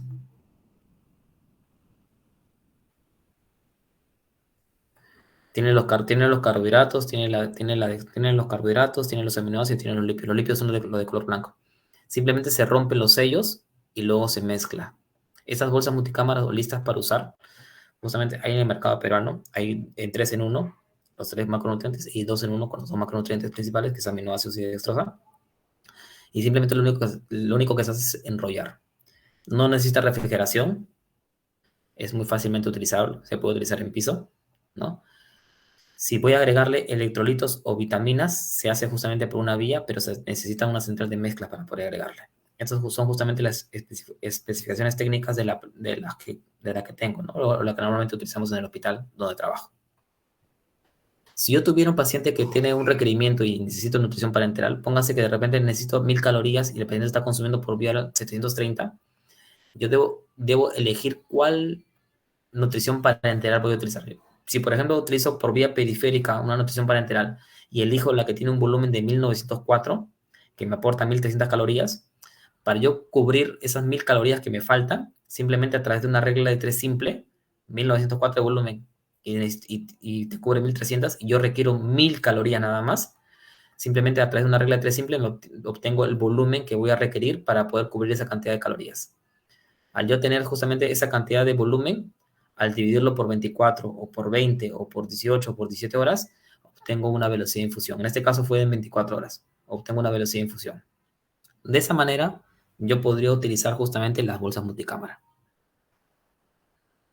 ¿no? Simplemente tendría que adicionar lo que son las vitaminas y los oligoelementos. Las fórmulas magistrales, que son justamente las que uno formula, son mucho más difíciles porque debo tener en consideración cuánto es el requerimiento que debo brindarle. De los electrolitos, estos son los requerimientos. Acá están en miliequivalentes por kilo y acá están en milimoles por kilo. Cuando yo hago la formulación, debo tener en cuenta de que tiene que haber un tope, ¿no? Por ejemplo, acá el tope es hasta 2 miliequivalentes por kilo, por ejemplo. Acá en potasio es hasta 2 miliequivalentes por kilo. Si yo calculo en cuanto al calcio, no debo exceder los 15 miliequivalentes por día.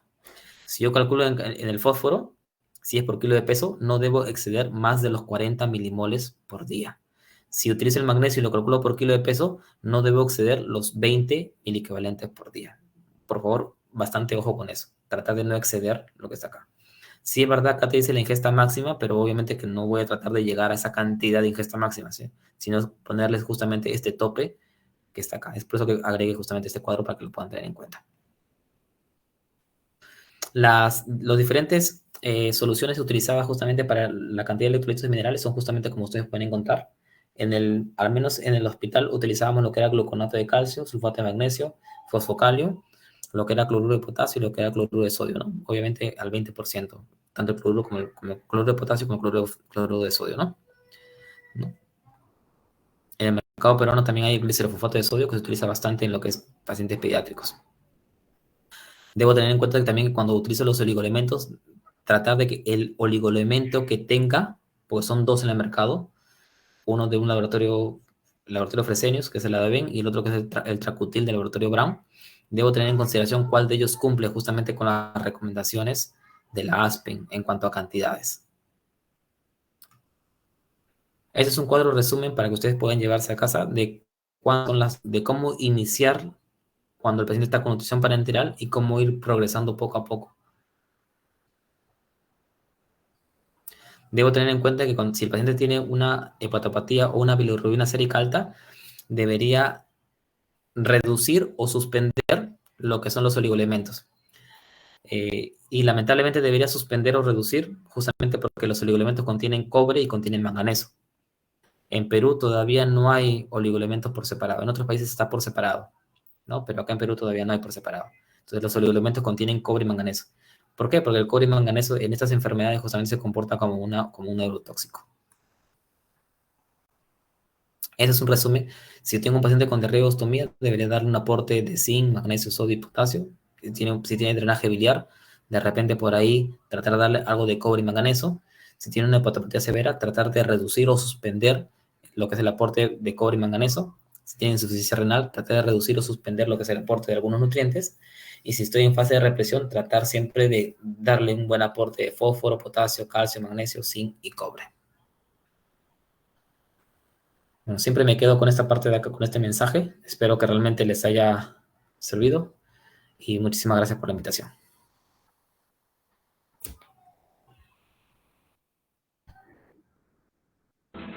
Muchas gracias, licenciada. Como siempre, nos sale a la disposición. Nos gusta siempre trabajar con usted.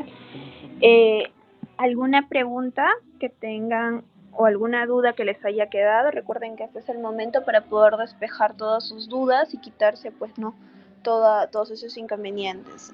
Lo pueden escribir a través del chat o si no, levanten la manito y pueden hablar a través de su audio. ¿Alguna duda?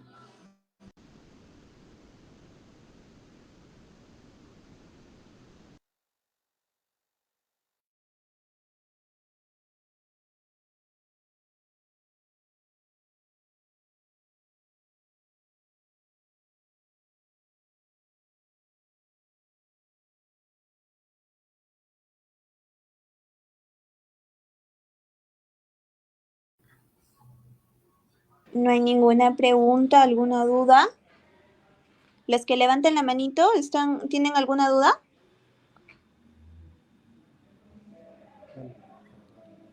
Ok, tenemos una pregunta aquí a través del chat. Dice, ¿la nutrición parenteral se pasa también por una vía periférica? ¿Es así o entendió mal, licenciado? ¿Podría Claro, volver a repetir esa partecita?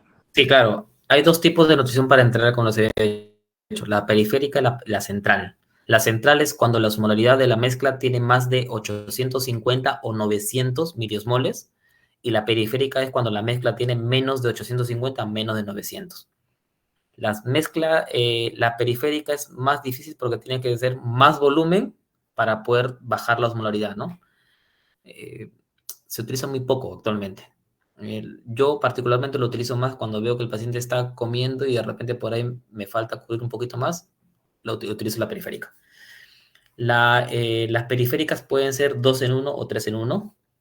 Los lípidos no aumentan, no aumentan la flebitis, como les había mencionado. Tienen una osmolaridad bastante baja.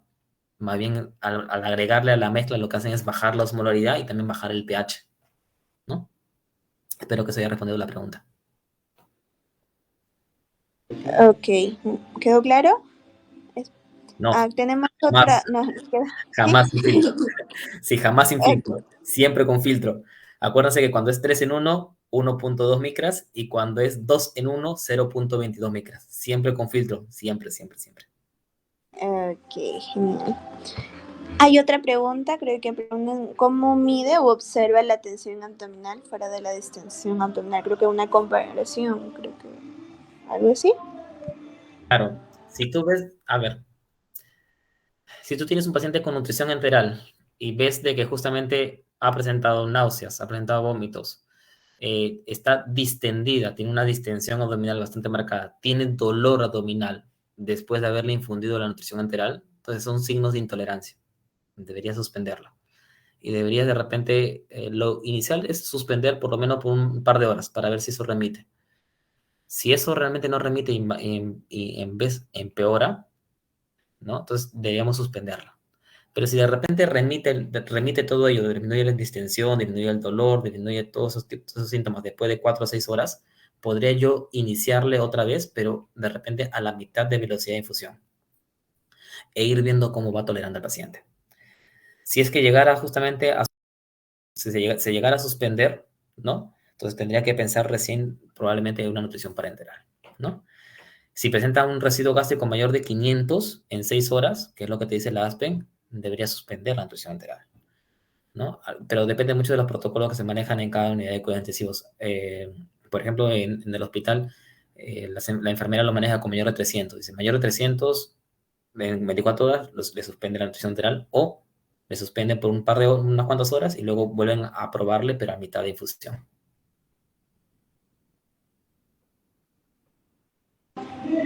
Ok, aquí hay otra pregunta, dice, ¿hay alguna fórmula para calcular el peso o estimado del paciente crítico?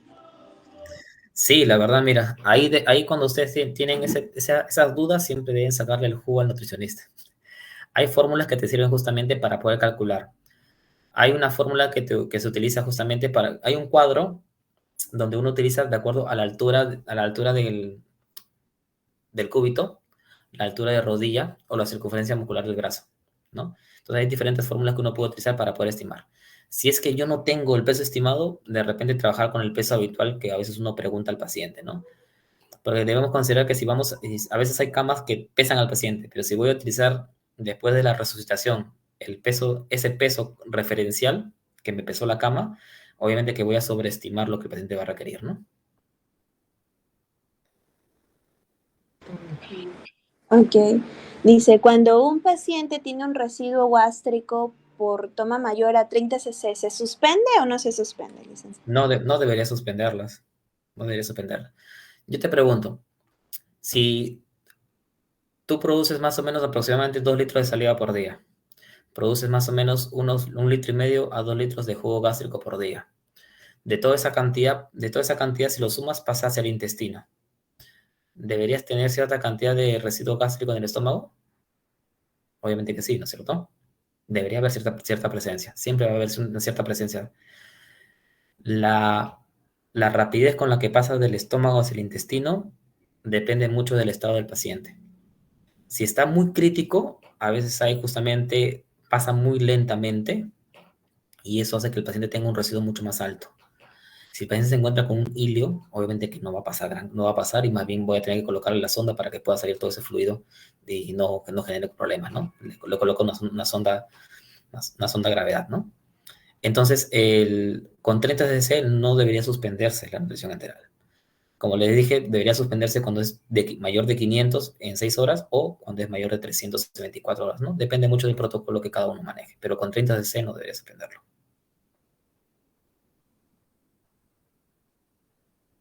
Porque siempre va a haber residuo, algo de residuo siempre. No por lo que te había explicado. Ok. ¿Alguna otra pregunta o duda? Joana, Si ¿había no, levantado la mano? Joana, ¿tienes alguna? Acá hay otra pregunta desde el chat, pero Joana, ¿tienes alguna pregunta? No, ok, no hay problema. A ver, acá hay una pregunta a través del chat. Nos dice, a ver, ¿el tiempo de administración parenteral tiene alguna importancia? Por supuesto. Cuando es una 3 en 1, a nivel hospitalario, no domicilio, a nivel hospitalario, debería administrarse en 24 horas, cuando es una 3 en 1. Cuando es una 2 en 1, también debería administrarse 24 horas. Pero si yo tengo unas 2 en 1 y aparte le coloco una emulsión lipídica, la 2 en 1 podría pasar en 24 horas y la emulsión lipídica como máximo de 10 a 12 horas, no más de 12 horas. ¿Ya? Esto ocurre bastante cuando es, por ejemplo, para pacientes pediátricos, por ejemplo, ¿no? En pacientes pediátricos le colocan la emulsión lipídica aparte y debería infundirse solamente por 10 a 12 horas. No hay problema, Yadira. Espero que se haya respondido la consulta. Dime. Sí, creo que sí se han resuelto las preguntas. ¿Alguien levantó la mano? ¿Joana? Sí, buenas tardes. ¿Aló? A ver, ¿quién levantó la manito? ¿Joana? ¿Levantaste la manito?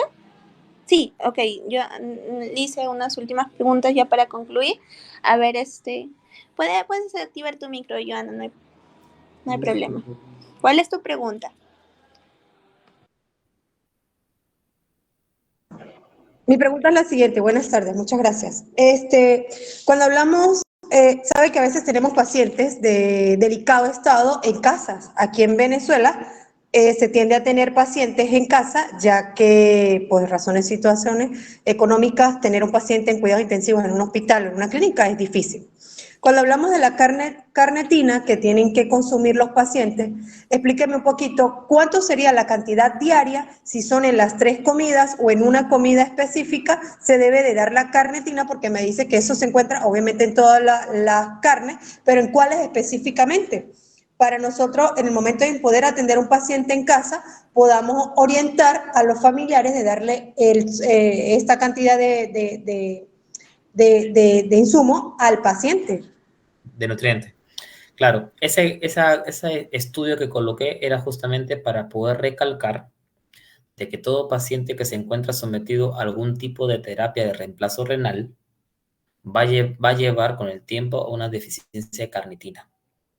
Si yo tengo un paciente renal con enfermedad renal crónica, ese paciente por sí, en el transcurso de los años, va a llevar justamente también a una deficiencia de carnitina. Pero si yo tengo un paciente que no está sometido a ningún tipo de terapia de reemplazo renal, que no tiene ningún tipo de enfermedad renal crónica, ¿no? Basta solamente con los aportes mínimos de carne, el consumo mínimo de carne que pueda tener durante el día para poder cubrir esa necesidad de carnitina. En el caso del paciente con enfermedad renal crónica, debería consumir más o menos los aportes adecuados de productos cárnicos. Cuando hablamos de productos, yo hablo de carne, me refiero no solamente a la carne de res, me refiero a todo tipo de carne, de todo origen. Carne de pescado, de cerdo, de pollo, de pavo, vísceras en general, de todo tipo de carne. Porque basta justamente con que se consuma una pequeña cantidad para poder cubrir esa necesidad. Lo que voy a mencionar acerca de la deficiencia de carnitina es más que todo aplica para aquellos pacientes que tienen una terapia de reemplazo renal o que se encuentran con enfermedad renal crónica, ¿no? Pero con dosis bajas se puede cubrir tranquilamente, no hay ningún problema. Eso es lo bueno, justamente, que cuando el paciente recibe una buena orientación de que debe consumir por lo menos sus dosis adecuadas, el paciente no tiene ningún tipo de deficiencia. Es un nutriente que se encuentra en pocas cantidades, que se requiere en pocas cantidades.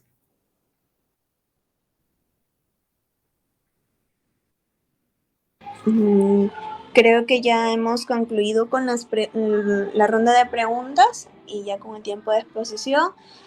Agradecemos a todos su participación, agradecemos especialmente al licenciado nuevamente por la excelente exposición que nos brinda el día de hoy para poder aprender y manejar mejor a nuestros pacientes, ¿no? Y ayudarlos en cuanto a lo que es la nutrición, que también es un factor muy importante para la recuperación de nuestro paciente, así como, ¿no?, la administración del tratamiento y ver su calidad de vida. Muchas gracias nuevamente, licenciado, y a todos los participantes. Esperamos poder contar con ustedes en los próximos cursos que se vayan dando, que van a estar siempre publicados a través de nuestras redes o a través también, ¿no? Pueden comunicarse con nosotros a través de nuestro WhatsApp, las páginas, ¿no?, de Instagram o Facebook.